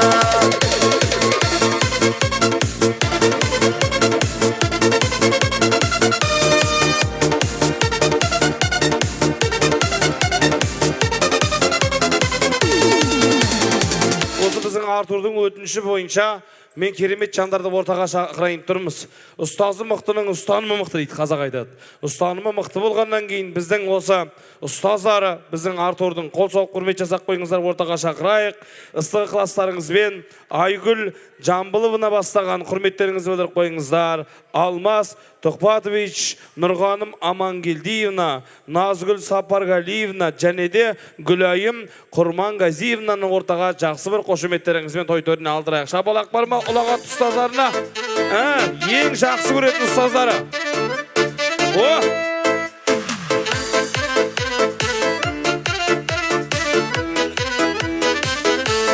Біздің ауылда тұратын қыз теңейтін емсіз лағылға, сағынғанда құшақтасам мауқымды басып, отырғызып сіз секілді қызды жанымда. Сізді болама сөйлесейік түстігімдер біздің араға, сағыныштың қылын шертім гитарамменен күзгі далада. Енді қуаныш құтты болсын. Мен сіздерді дара шығарып тұрған себебім, енді Артур балаларыңыздың Аллаға шүкір тәлім тәрбиесі мықты екен. Анасы мен әкесін құрметтегенін көрдіңіздер ғой елдің алдында. Мен бірақ осы ұстаздарыма елдің алдында алғысымды білдіргім келіп тұр деп, осы Артур жанның өзінің азын аулақ дайындап қойған дүниесі бар екен. Гүл шоқтарын табыстауға рұқсат етіңіздер. Ұстаздарына қол соғайық. Міне. Ұстазым менің ұстазым, өзіңнен өткен қаш жазым, қалдырған ізің мәңгілік, жанымда тұрар жаңғырып. Ұстазым менің ұстазым, зердемді сен ашпасаң нетер еді өмірден сыбаға. Жаңа айтқан ұстаз келмей қалды ма, біреу келмей қалды ма ішінде? Қуаныш құтты болсын, күшті. Еркекке еркек гүл берген бір түрлі екен, бірақ нормально, өзің бірдеңе етерсің. Аман жүріңіз, қуаныш құтты болсын. Бұл енді сізге деген құрмет қой, бірақ шынайы ниетпен үйде жеңгемізге, апамызға жеткізесіз, енді қуаныш құтты болсын. Енді осы тілекке және де бір әдемі тілек, құрметтеріңізді білдіріп қойыңыздар. Біздің Артурдың серіктестері бар. Шақырайық, қол соғып құрмет жасап қойсаңыздар. Әріптестері, серіктестері Ильяна ханым бастаған, Айгерім ханым бастаған, Малика, Гүлдана, Шынар, Айсұлу, Нұргүл, Бибігүл, Рамиль деп қол соғып қошеметтеп болса серіктестерін ортаға шақырайық. Әріптестері біздің Артурдың. Бақытыма балап тұрып, қалай кетем қалап тұрып, көздеріңе қарап тұрып, неге қош дедің, неге қош дедің. Барлығынан биік тұрып, жанарыма күліп тұрып, мені шексіз сүйіп тұрып, неге қош дедің. Жүрегімді менің жаралама, сен босқа болмай ма жігітте, артық тұсқа кем тұста, сені шексіз сүйіп, жақсы көргеннен басқа, айтшы мен не істедім, айтшы мен не істедім. Жаңада бір тост айтып кеттік, енді бірінші енді мынау балам мен келініме, ал Артуржан, мына алдыңа өзіңе өмір мектебін құрып атсың, алдында үлкен жетістіктері, қиыншылықтары болады. Соның бәріне осы құрып атқан жанұяңмен бірге қандай да қиыншылықтар болсын, соны үздік атқаруға тілектеспін. Өздерінің бір шағын мемлекеттерінің туын тек көкке көтеріп, қандай да жетістіктеріңе біздер қуана берейік. Мына бапаң бар, мамаң бар, осыған мына ұстаздарың бар. Тек саған бақыт тілеймін, қуаныш тілеймін. Енді алдағы өміріңде мына мектеп өмір деген сияқты үлкен емтихандар кездеседі саған, қандай да өмір болғаннан кейін қиыншылықтарда бәрде. Содан тек үздік деген баға алып, үлкен жолға мына құрған шағын мемлекетінің тек туы биіктен көріне берсін, біз соған қуана берейік. Құтты болсын. Мына құдағайлар келіп атқан жолдарыңа тек гүл өтсін. Аман болыңыздар. Мына құдалықтарымыз тек 1000 жылдық болсын. Осындай тек Ақ-дастарханда қуанышта кездесе берейік. Қайырлы кеш, тойшы қауым. Халықбек Алтынай, бүгінгі қуаныштарыңыз ұзағынан болсын, балаларыңыз бақытты болсын. Мен Артурдың бастауыш сыныптағы ұстазы боламын. Тыңдаймыз. Артур кішкентайында өте елгезек, тіл алғыш, сондай ақылды бала болды. соның сабақ жақсы оқып осындай үлкен жетістіктерге жетіп отыр қазіргі күнде. Қазір деген аптеканы басқарып отырса, болашақта балам үлкен фармациялық компания, дәрі-дәрмек шығаратын үлкен компанияның басшысы болады деп сенем саған. Алға, мына құрғалы отырған ақ отауыңның шаңырағы биік болсын, босағасы берік, керегесі кең, терезесі тең болсын. Сырты ажарлы, іші базарлы бала шағаның у-шуына толы болсын. Бақытты болыңдар. Рахмет көп-көп шақырғанына. Осы қыста қалай келінге предложение жасағаннан бастап, апай, құттықтаймыз ғой, статустан көреміз. Содан бері апай келесіз ғой деп тойына шақырып, кәдімгі үлкен ілтипатпен сондай бір сыйластық, мұғалімге деген сыйластығы, енді ол баланың отбасынан көрген тәрбиесі. Алтынаймен көп жыл бойы біздер әріптес болдық. Құдағайлар, құдалар, керемет отбасыға түсіп жатыр. Келіндерің, қыздарыңыз Алтынайдай алтын енесі болады. Енді балаларыңыз тек бақытты болсын. Бар жақсылықты тілеймін. Рахмет осылай құрметтеп шақырып жатқанға балам. Бақытты болыңдар. Жаным, күшті. Қосасыздар ма? Әріптестеріне жеткізіңіздер. Құрметті тойшы қауым, баршамызда бүгін керемет тойға баршамызда қош келіп жатырмыз. Халықбек аға, Алтынай апа, тойларыңыз құтты болсын. Шаңырақтарыңызда дүркіреп өтіп жатқан тойларыңыз тойға ұлассын. Балаларыңыз бақытты болсын. Бүгін міне ақ түйенің қарны жарылып, әппақ келін сүріп, қуанышқа кенеліп жатырсыздар. Ұзағынан болсын. Енді мен Артурдың мұғалімімін, биология пәнінен берген, өзімнің пәнімді таңдап, осы оқу орнына түсіп, сол фармацевтика мамандығын бітіріп, міне сол кәсіп бойынша бүгін еңбек етіп жатыр. Артур, Салтанат, заңды некелеріңіз құтты болсын, ең басты дендеріңіз сау болсын, отбасыларыңыз аман болсын, бақытты болыңыздар, ғұмыр жастарыңыз ұзақ болсын. Артур енді менің бір сүйікті оқушыларымның бірі, өте еңбекқор, білімді, ата-анасы сияқты сондай тәрбиелі, мұғалімді сондай құрмет тұтатын оқушымның бірі. Артуржан, жасап жатқан кәсібіңнің Алла берекесін берсін, бұдан да биік белестерді бағындыра бер. Барлық жақсылықтарды тілеймін сіздерге, өмірлеріңіз тек қана сәттіліктерге, жетістіктерге толы болсын, бақытты болыңыздар. Тамаша. Әріптестер, өздеріңізден болсын. Қой, бір әріптестен бір адам айту керек қой, өтпек болар. Тыңдайық. Құрметті тойшы қауым, тойымыз құтты болсын. Қалықбек Алтынай, бүгінгі қуаныштарың ұзағынан болсын. Көптен бері күткен қуаныш. Енді Артур, Салтанат, бақытты болыңдар. Құдалар, отырған орындарың төр болсын. Мен 100% гарантия бере алам. Артур, Салтанатты ренжітпейді деп. Өте ақылды, бір нанды кәдімгі үзіп беретіндей жан. Екеуміз бір салада 5 жылдай жұмыс жасадық. Менің 3 балам бар, соны мен 4-ші балам сияқты. Бақытты болыңдар жан. Салтанатта өте ибалы, инабатты келін болады деп ойлаймын. Онымен де таныстық.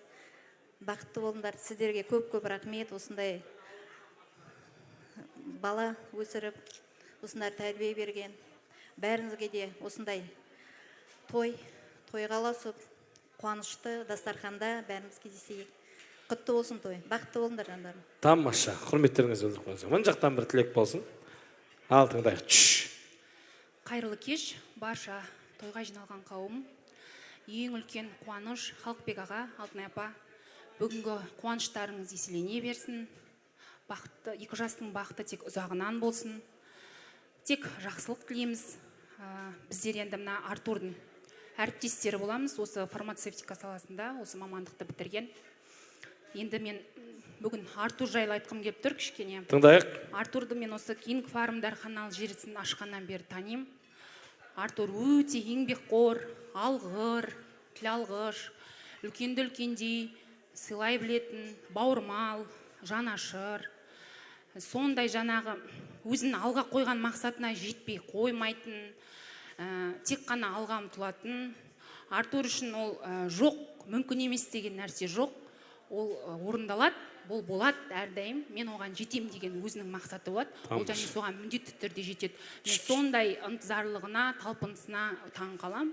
Осы әдетінен тайма, тек саған ақ жол, барлық ойыңдағы армандарың орындалсын, дәріханалар желісі көбейіп, кеңейе берсін, тек жақсылық болсын, салтанаттай ауруды қолыңа қондырып отырсың, тек шаңырақтарың берекелі болсын. Осы жігіттік өмірден бүгін отбасылық өмірге қадам басып жатсың. Тек барлық ойыңда ойлаған армандарың орындалсын дейміз. Саған тек жақсылық тілейміз, ең басты денсаулық тілейміз. Алтынай апа мен Халықбек ағаға үлкен рахмет. Осындай керемет сарайда, осындай жарқыраған әдемі кеш етіп, ұлдардың тойы бүгін өтіп жатыр сіздердің. Өте бақытты ата-анасыздар. Енді біз Дамирді бұрыннан танимыз, Артур. Екеуі де осы салада жүрсе де, жаңағы өте елгезек, өздерінің ісін білетін, сыпайы, кісіні сыйлай білетін, әр нәрсенің орнын білетін. Сондай балалар, сіздерге осындай ұлды тәрбиелегендеріңізге рахмет айтамыз. Той керемет өтуде, бәрі де жақсы болсын, қуаныштарыңыз еселене берсін. Шаңырақтарыңыз тек берекелі болсын. Ой, тамаша. Қалғанымыз қосыламыз да. Құрметтеріңізді білдіріп қойыңыздар. Қандай тамаша ұлағатты ұстаздарымыз бастап, одан қалай берді. Мынау серіктестері, әріптестері қостап тамаша тілек болған секілді. Той шашуымызды беріп, әдемі естелікке суретке түсіп алайық. Ұстаздарды шашу алып келдіңіздер ме? Алып келсе екен. Қуаныш құтты болсын. Аман болыңыздар. Енді ағайын, мынау дастархан төрінен табылсаңыздар, тойымызды, қуанышымызды әрмен қарай жалғасақ. Той төріндегі 2 жас осы біздің Артур мен Салтанат. Бақытты болсын ағайын. Шулатайық дұрыстап. Құрметтеріңізді білдіріп қойыңыздар. Bir жақсылап бір шулақ қойық.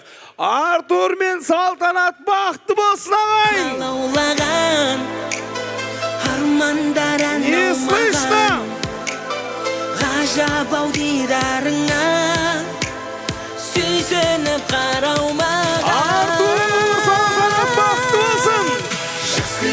Жаз күнінде жайна, самашы қанат қағып айға. Күшті, өте күшті. Мен енді мынау елдің алдында осы 100 000 теңгелік сертификатты бергім келіп тұр. Осы Артурдың өзінің алтынан Айсұлу ғой, дұрыс қой да? Айсұлу. Айсұлу деген осы әріптес серіктестердің арасында бір қыз бар екен ғой. Қайда сол Айсұлу деген? Қосшы музыка. Айсұлу қайда? Жеш музыканы сол кісіге. Қошеметтен қойып. Айсұлу апамызға. Қош келдіңіз Айсұлу апа. Той құтты болсын. Билейтін жеріңіз қашаннан бері жасамайтын еді? Жасайтын беді негізі? Билеудің қажеті жоқ, құтты қимылдасаңызшы. Артур, сіздің әріптесіңіз әрі балаңыздай өзіңіздің неге қуанышына қуана білмейміз апа. Кеттік, 1, 2, 3, Айсұлу апа.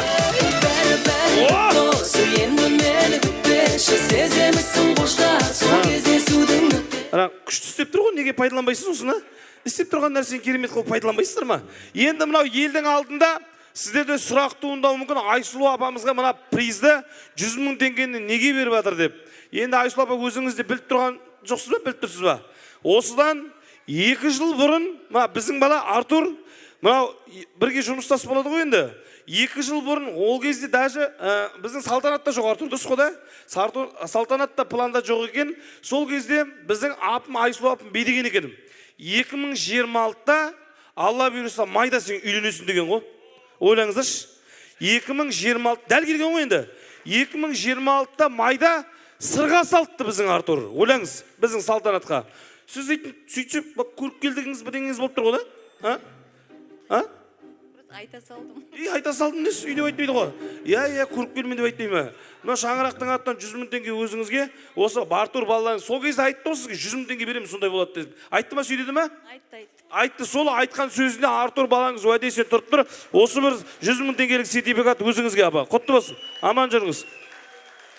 Мен енді көп елдің алдында жүрем. 10 жыл болды той саласында жүрген. Мен де алдағы болашағымды ашып беріңізші. Сіз күшті ашып дейді ғой?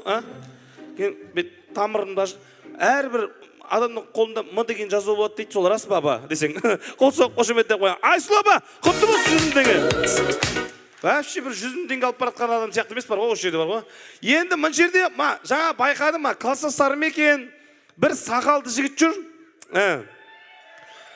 Сосын бір қара футболка киіп алған бір здоровый келген кішкене бір жігіт жүр. Соны шақыршы ортаға. Музыка бар ма? Жіберші. Мақты билеп жатыр екеуі. Жіберші. Стоп. Сен сақал емес, сенікі керек емес. Ана сақал бір, ұзындау сақал бар ішінде. Мына қара футболка дұрыс, мұнда кел, сол сен. Сен дұрыссың. Қошемет бар ма?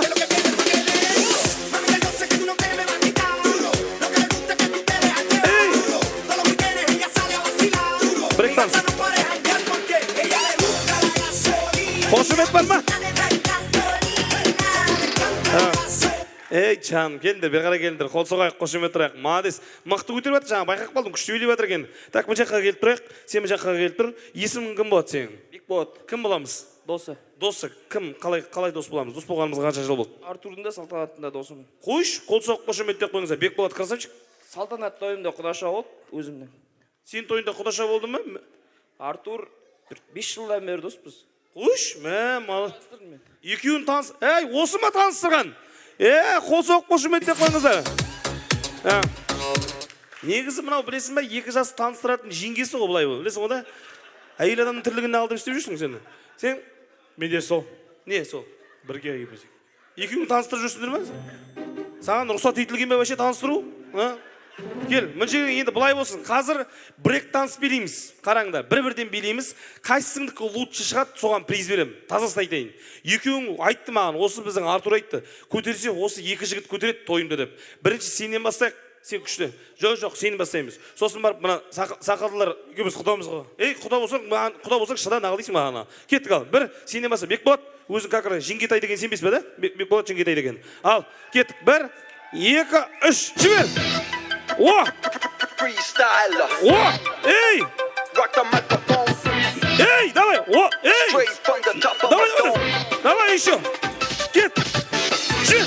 Міне, қара! Эй! Оп! Еще! Мынау не? Нағыл деген мынау? Сәт секіріп атқаның ба? Ойбай, сен қозырып тастап кетеді жарты жолда. Жоқ, істейік. Қайсындікі күшті шығады соға ма? Жоқ, осы брейк танысқа білейсің. Давай, Бекболат, кеттік да. 1, 2, 3, жібер! Істе!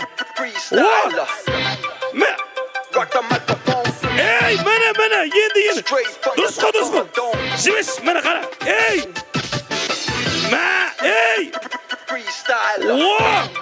Стоп!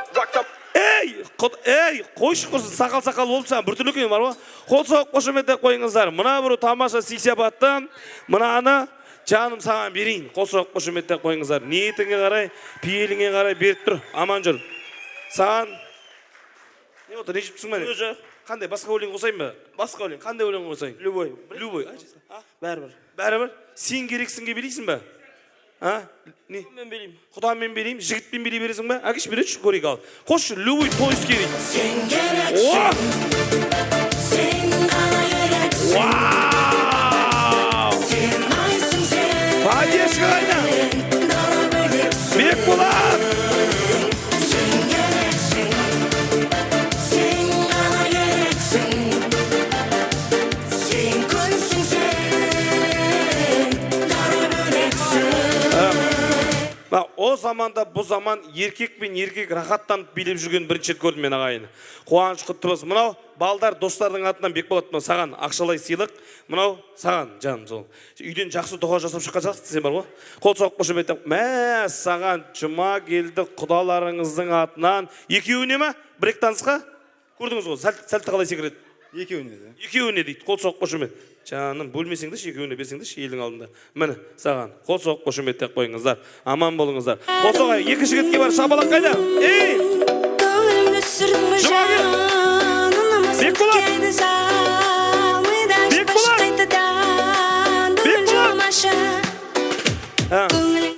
Енді мынау Өзі бір әдемі 3 сыйапатымыз қалды, соны елдің алдында ұсынайық, қиын ештеңе жоқ. Сіздерге әндер жасырамыз. Бұл жерде енді жылдамдық керек болады. Кім бірінші жетеді, соған беремін. Қол көтеру керекпіз. Шама келсе ме группаластарына берім келіп тұр, апалар тағат салсайық. Кеттік. Бірінші ән, мына ән қандай ән? Ей, қандай? Өне, құдашамыз жоғарда, құдашамыз көтеріп қойды. Бір қол соғайық. Шапалақ бар ма?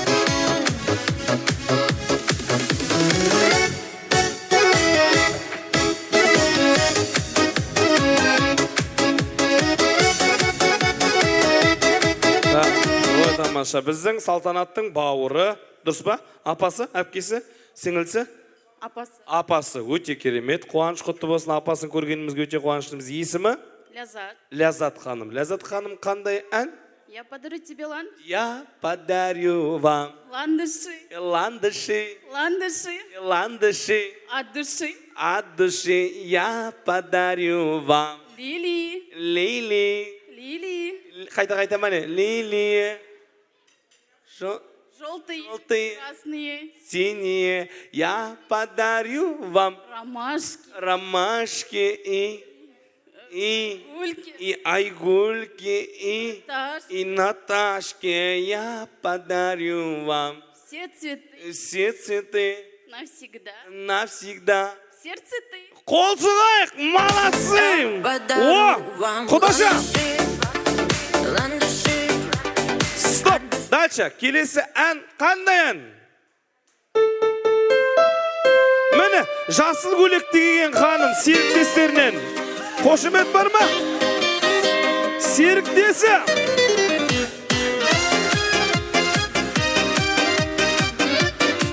Рахмет, есіміз кім болатын еді? Шынар. Шынар ханым. О, құдашаммен аттас екенсіз ғой. Күшті әріптестері, серіктесі. Дұрыс қой да, Шынар ханым. Шынар ханым қандай ән? Жаз атамның аулына Тарарам-там. барып едім қыдырып. Тин-тин. Бір қошақан алдымнан Тарарам-там. шықты ойнап жүгіріп. Тин-тин. Ақ маңдайлы ай мекен, Хау. шекер мекен, бал мекен. Хау. Кеттім оны сағынып, қошақаным қайда екен. Молодец! Қошемете қойыңыздар, Шынар! Енді, мұна бір сый-сияпатты ұсынайық, кеттік елдің алдында. Мұна ән қандай ән?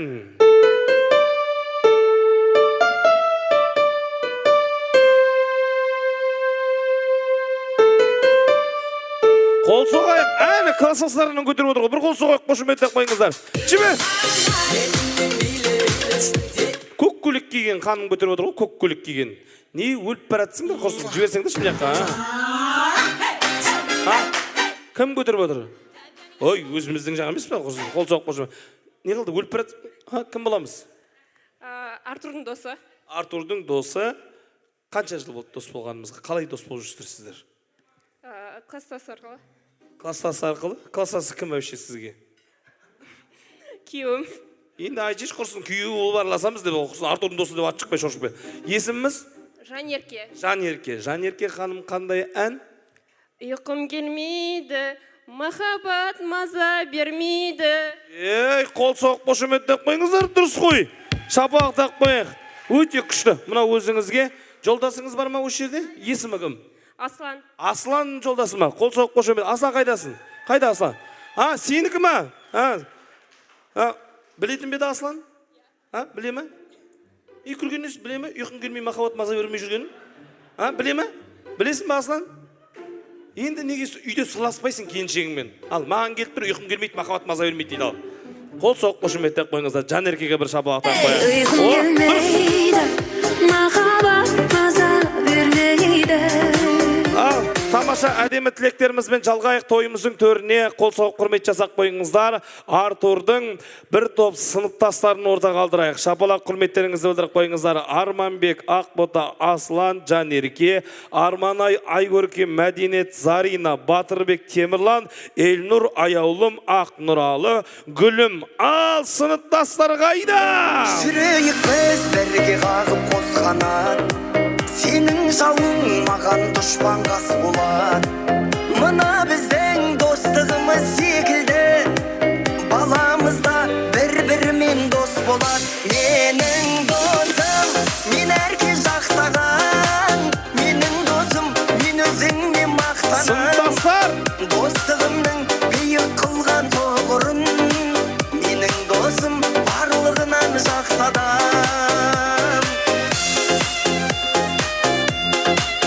Және де осы тілекке Артурдың барша достары Қанат, Айдана, Жандос, Альмира, Бекболат, Эльвира. Бекболат жаңағы емес пе? Жеңгетай.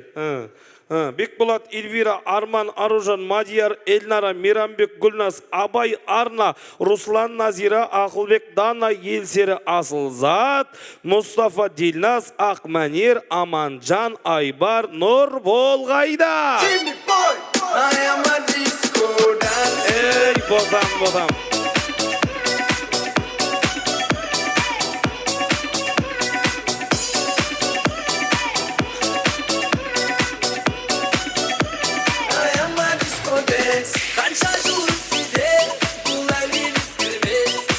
Мына Аслан былтыр үйленгенде біздің Артур осы балаға құда бала болды, жігіт жолдас. Еще бір жыл бұрын сол той осы ресторанда болды. Еще сол тойды мен басқардым ғой бірген, ұзату жағын жақ, қызатуымыз жақ. Енді сол жігіт жолдас болып, біздің Артурды сол тойда қинадық әбден. Аслан пускай шықсын ортаға. Дұрыстап билеп шықшы кәдімгі, әдемі қылып қа.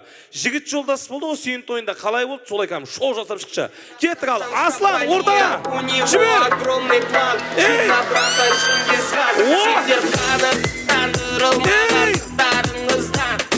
Аслан! Еще!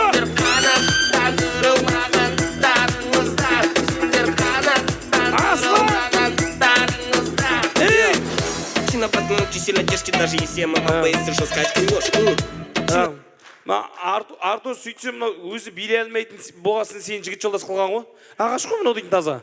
Құрметтеріңізді білдіріп қойыңыз. Аслан красавчик, молодец. Құрметтеріңізді білдіріп қойыңыздар. Өте тамаша. Жігіттер, қыздар көргенімізге өте қуаныштымыз. Аман болыңыздар. Тамаша әдемі ақ тілегімізді ұсынайық. Шама келсе қысқадан нұсқа, мәнді де сәнді тілек білдірейік. Сосын суретке түсейік. Барлықтарыңыз ассалаумағалейкум, құрметті тойшыл қауым. Қош келіп жатсыздар.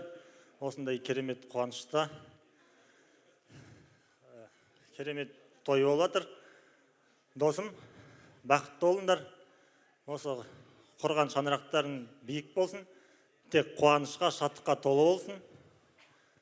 Әрқашан тек мақтау сөз естіп жүре беріңдер. Басқаларға үлгі болатындай отбасы болып.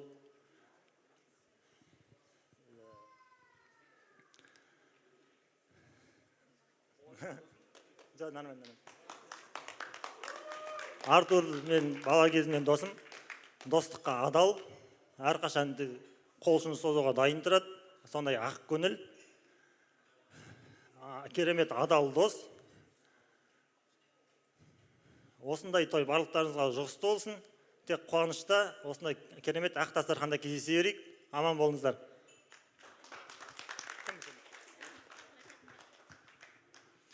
Ассалаумағалейкум, құрметті қонақтар, қош келіпсіздер. Ал аға, апа, қуаныштарыңыз құтты болсын. Ал досым Артур, салтанат, заңды некелеріңізбен бір жастықта қартайыңыздар. Осы жерде айтылып отырған өткел ақ тілектерге қосыламыз. Тек айтарым, бақыттың базарында, Алланың назарында ойнап күліп жүре беріңіздер. Бақытты болыңдар.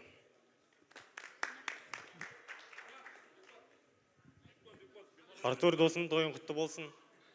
Бақытты отбасы болып, махаббаттарың мәңгі болсын. Қойған армандардың бәрі орындалсын. Осындай үлкен ақ дастархан енді келесіде шілдеханада жайылсын. Барша келіп отырған жандарға осы жұғысты болсын. Қайырлы уақыт, құрметті тойшыл қауым, бүгінгі кешке барлықтарыңыз қош келдіңіз. Ағай, апай, қуаныштарыңыз ұзағынан болсын, жалғасын таба берсін. Артур, салтанат, бақытты болыңдар. Біз кеше екі жақтында бүгін тойына қатысып отырмыз. Кеше салтанат жақтың тойына да қатыстық. Салтанат біздің баяғыдан бір 5-6 жыл бойы араласып келатқан досымыз. Былайша айтқанда мен первашым. Осы Сырым ауданына 3 қыз болып келді.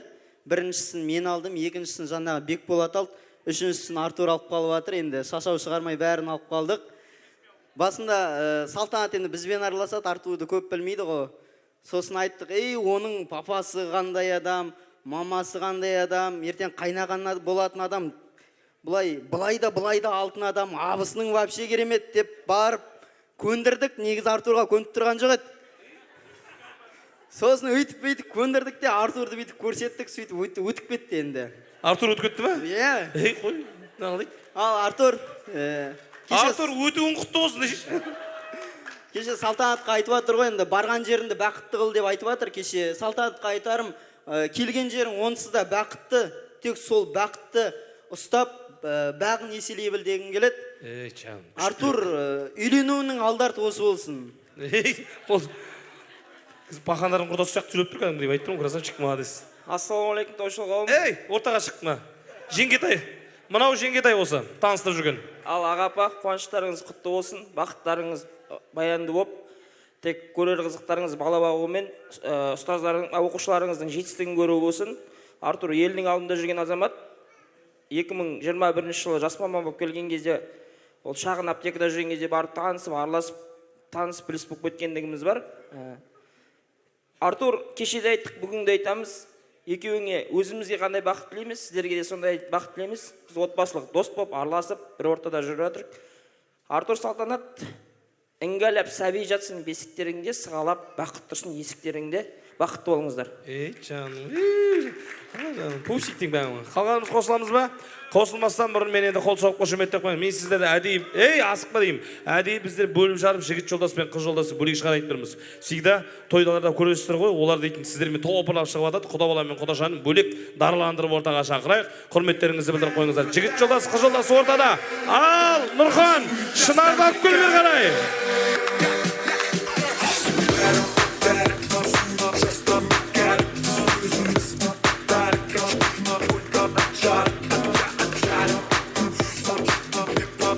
Нұрханға қол сұғай. О, красавчик. Рахмет.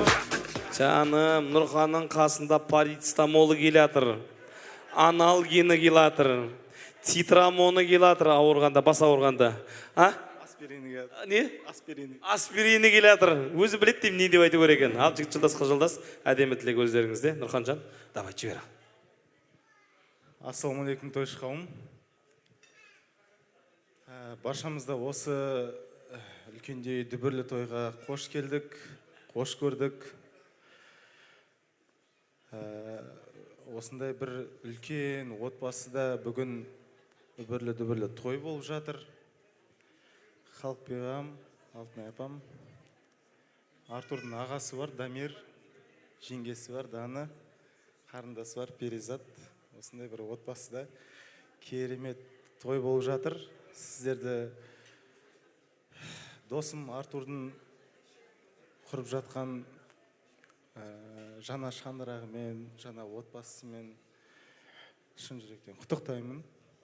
Ең бірінші себепші сіздер осындай үлкен тойға, үлкен ұжымға осындай жиналған.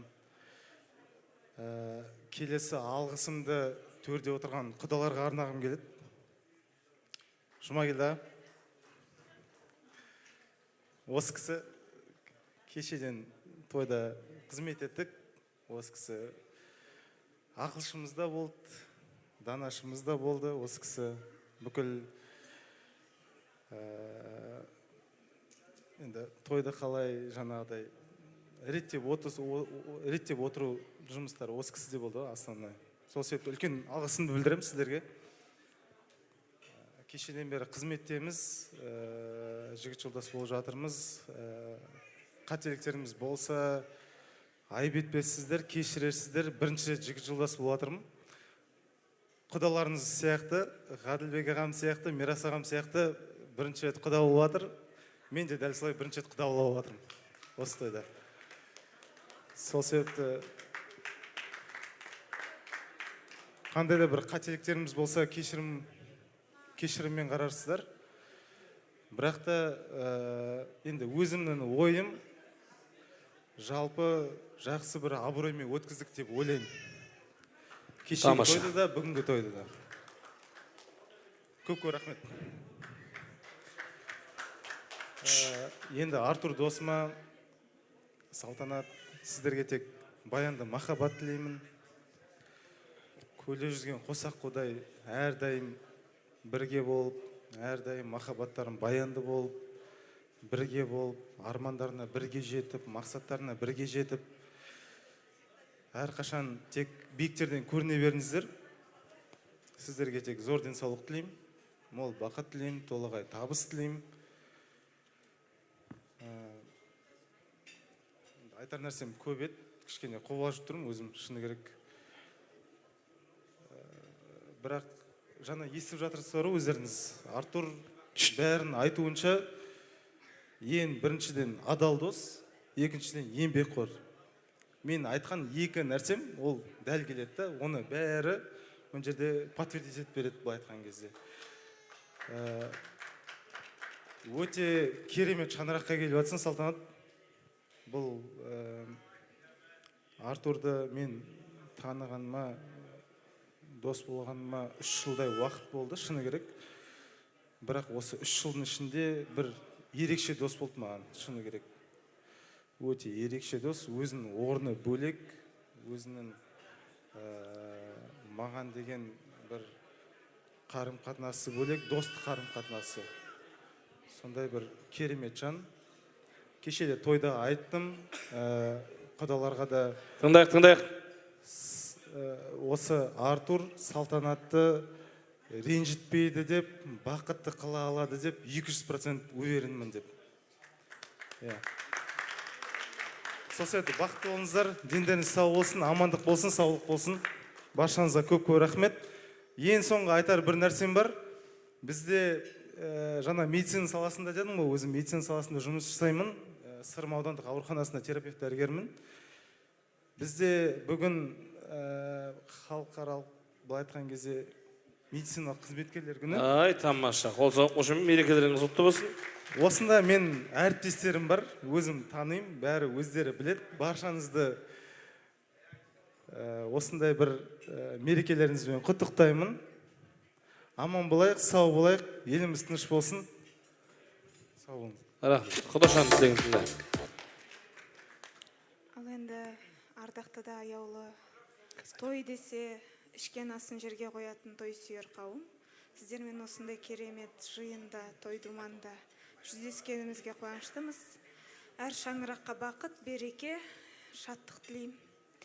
Ал енді аға апа, бүгін енді абыроймен ұлдарыңыздың тойын атқарып, бір парыздарыңызды орындап жатырсыздар. Қайырлы болсын, қуаныштан қуанышқа өте берсін, қуаныш көп болсын. Екі шаңыраққа да бақыт тілеймін. Жалпы өте текті жермен құдандалас болып жатырсыздар. Салтанатты мен өзім университет кезінен танимын. Университетті ауыстырған бізді. Өте ағадал, шынайы, шыншыл, гүлдей нәзік қыз. Сондай керемет Салтанаттың тең-теңімен дейді ғой, Артурдың да теңі, яғни Артурдың да жаман болмайтын білемін. Жаман болмайды деп білем. Ал енді шаңырақтарыңызға тек қуаныш, бақыт, береке тілеймін. Артур, Салтанат, бүгінгі отау құрып отқан заңды некелерің құтты болсын. Баянды бақыт тілеймін. Әр күндерің сәнді, өмірлерің мәнді болсын. Жалпы барлық тілекті кеше айттық біздер. Негізінде сол ойымды құнттай келе Қазақстанның демографиясын арттыруға себепкер болуларыңа тілектеспін. Осы қара шаңырақтарыңызда кіп кішкентай Артурлар мен Салтанаттар жүгіріп, ушу болып, базар болып, күнде сондай базарда өмір сүріңіздер деп тілеймін. Бұл жаман тілек емес деп білем. Бақытты болыңыздар. Тамаша, рахмет. Енді мынау орамал тоң болмайды жол болады дейді. Кешеде бері осы жігіт жолдас пен қыз жолдасқа азынаулақ сый-сияпатымыз бар. Басты кейіпкерлерімізге соны ұсынамыз. Өзіміздің сый-сияпатымызды ұсындық уже. Өздері біледі. Паровый утюг тамаша, әдем. Отбасыға ең басты керек нәрселердің бірі ғой деп ойладық та, өзіміз ақылдасып сол нәрсені өте тамаша. кішкене әйтеуір қымбаттауын алдыңдар ғой да, арзандары сынып қалады, дұрыс білемін. Қуаныш құтты болсын. Мынау сіздерге, осы сіздерге жігіт жолдас пен қыз жолдасқа осындай сый-сияпаттарымызды кең жүрекпен қабыл алғайсыздар. Құтты болсын. Ал, осы бүгінгі келген ағайынға алғысымызды білдіру үшін шаңырақ иелерін ортаға шақырайық. Халықбек әкеміз бен Алтынай анамызды, біздің осы сіздердің ықыластарыңызбен Артурдың бауырлары, аға жеңгесі, қарындасын алдырайық. Ағайын, қол соғайық, той иелері. Шапалақ бар ма той иелеріне? Қарайсың мөлдіреген көзіңмен, аққу бар көлдегі махаббатты сезімнен. Бір өзіңе бар сырымды айтайын деп келгенде, қалады тіл байланып ұялғандай өзіңде. Бір өзіңе бар сырымды айтайын. Жайғасайық, жігіттер, қыздар, жайғасайық. Тамаша әдемі Ақтілек той иесі, әке анамыздың тілегі. Тағыдағы қуаныш құтты болсын. Мынау көптен күткен қуаныштарыңызбен келіннің қадамынан дейді, келіннің қадам оңынан болсын, құтты келін болсын. Мен енді елдің сыртынан, біз сырттың адамымыз ғой.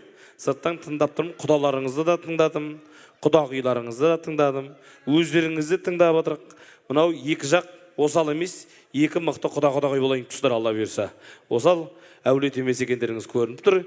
Елдің алдында 3-4 сағат уақытын бөліп келген ағайынға 3-4 минут уақытымызды бөліп рахметімізді айтайық. Ал, ағайын, тыңдайық. Ал құрметті қонақтар,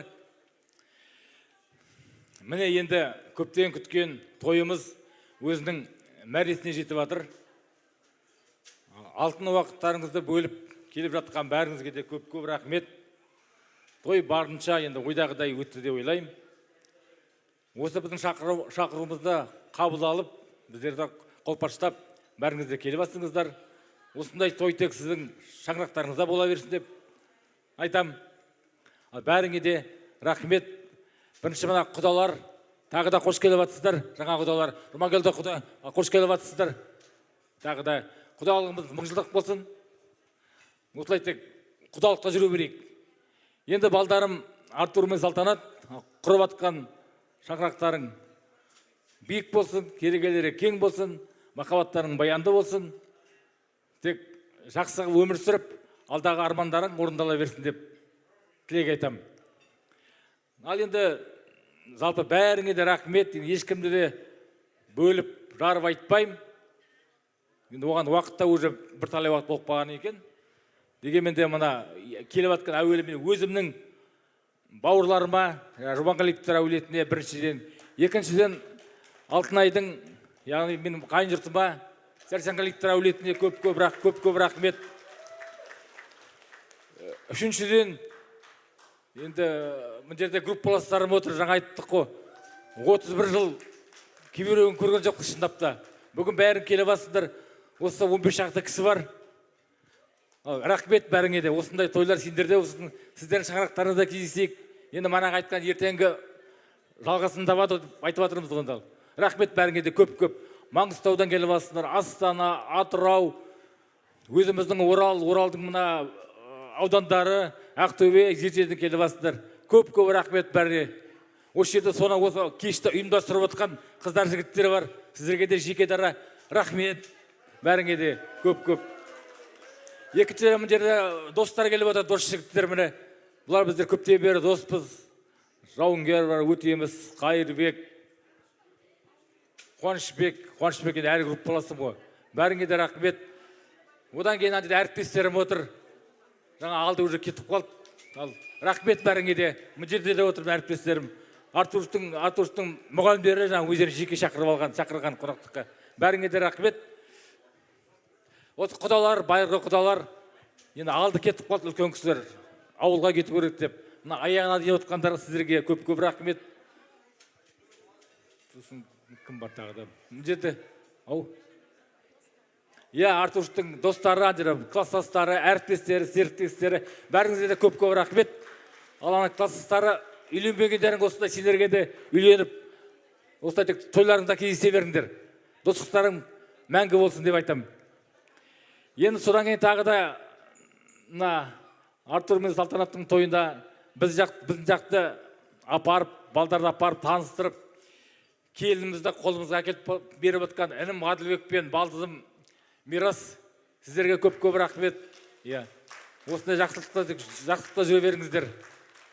Нұрхан балам Артурдың шашпауын көтеріп, досы барып, жақсы енді көңіл күймен келіп жатсыңдар. Құдаша сізге де сондай жақсылық. Енді Нұрхан балам жаңа өзі айтты ғой, осы аудандық біздің ауруханада терапевт, врач болып жұмыс істейді. Артурдың әжесі бар үйде, менің анам. Сол кісі ауырып қалса, арасында келіп емдеп кетіп жатады. Көп рахмет көке. Осы күні кеше де келіп кеттің, қолыңнан келгенін бәрін жасап. Қолың тек дерт көрмесін деймін. Сонымен қатар музыкант жігіттерге, тамад жігіттерге, інім Елдарал көп еңбегің алладан қайтсын. Осындай тек тойда жүре бер. Оператор жігіттерге видеоға түсіріп жатқан. Бәріңізге де көп рахмет. Мейрамхананың қызметшілеріне, официант болып жүрген балдарға, қызметшілеріне, басшыларына, олар кім екенін де танымаймын, бірақ бәріне де көп рахмет. Ризамыз бәріне де. Ал тағы да қош келіп отырсыздар.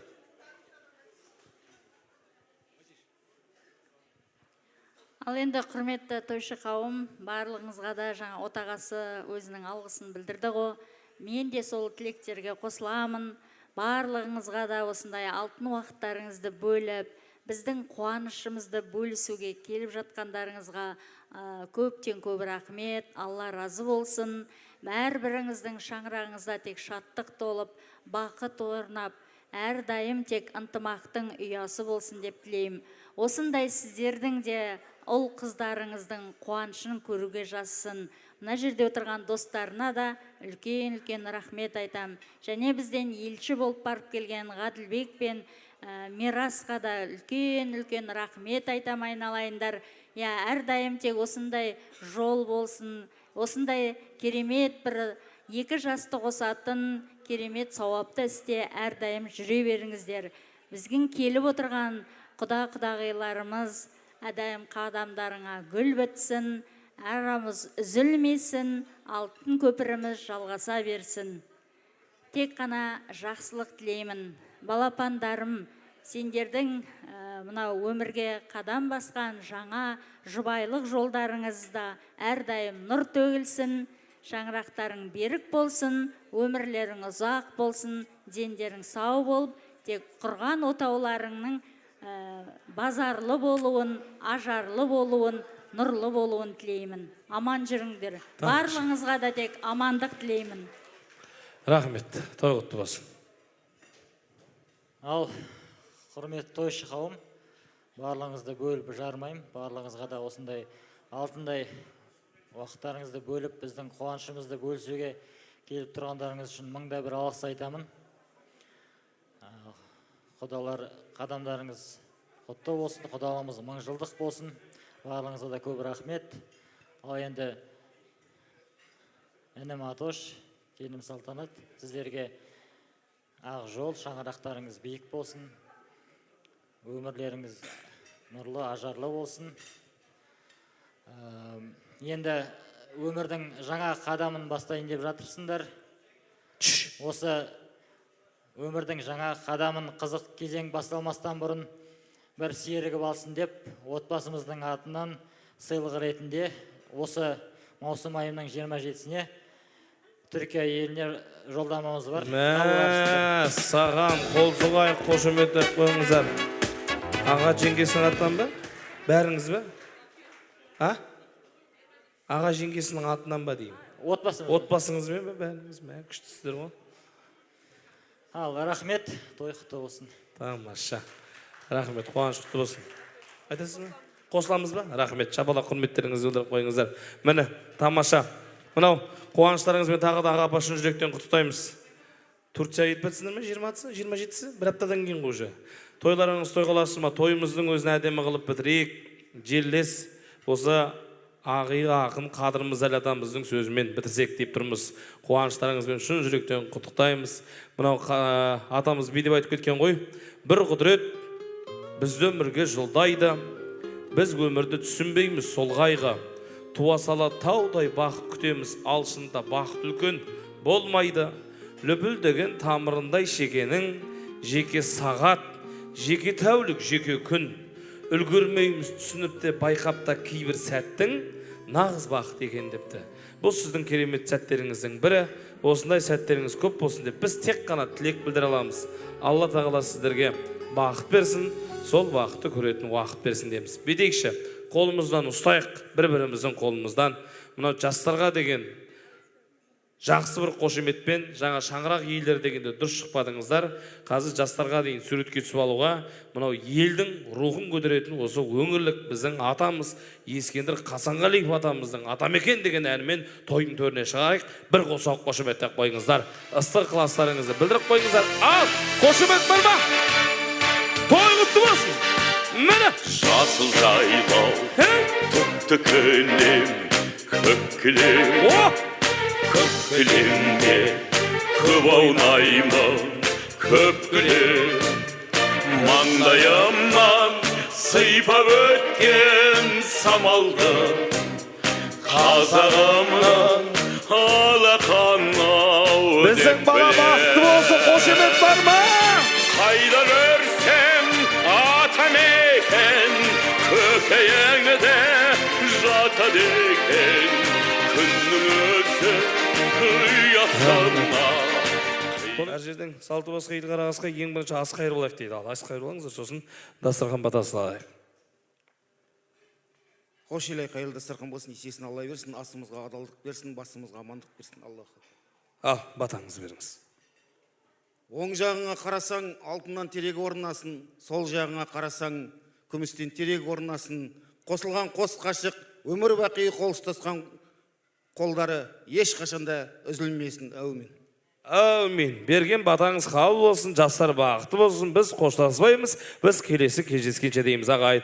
Той құтты болсын, Қалықбек көкемнің шаңырағы тек құт берекеге толы болсын. Жібер! Кеттік ал, аман болайық.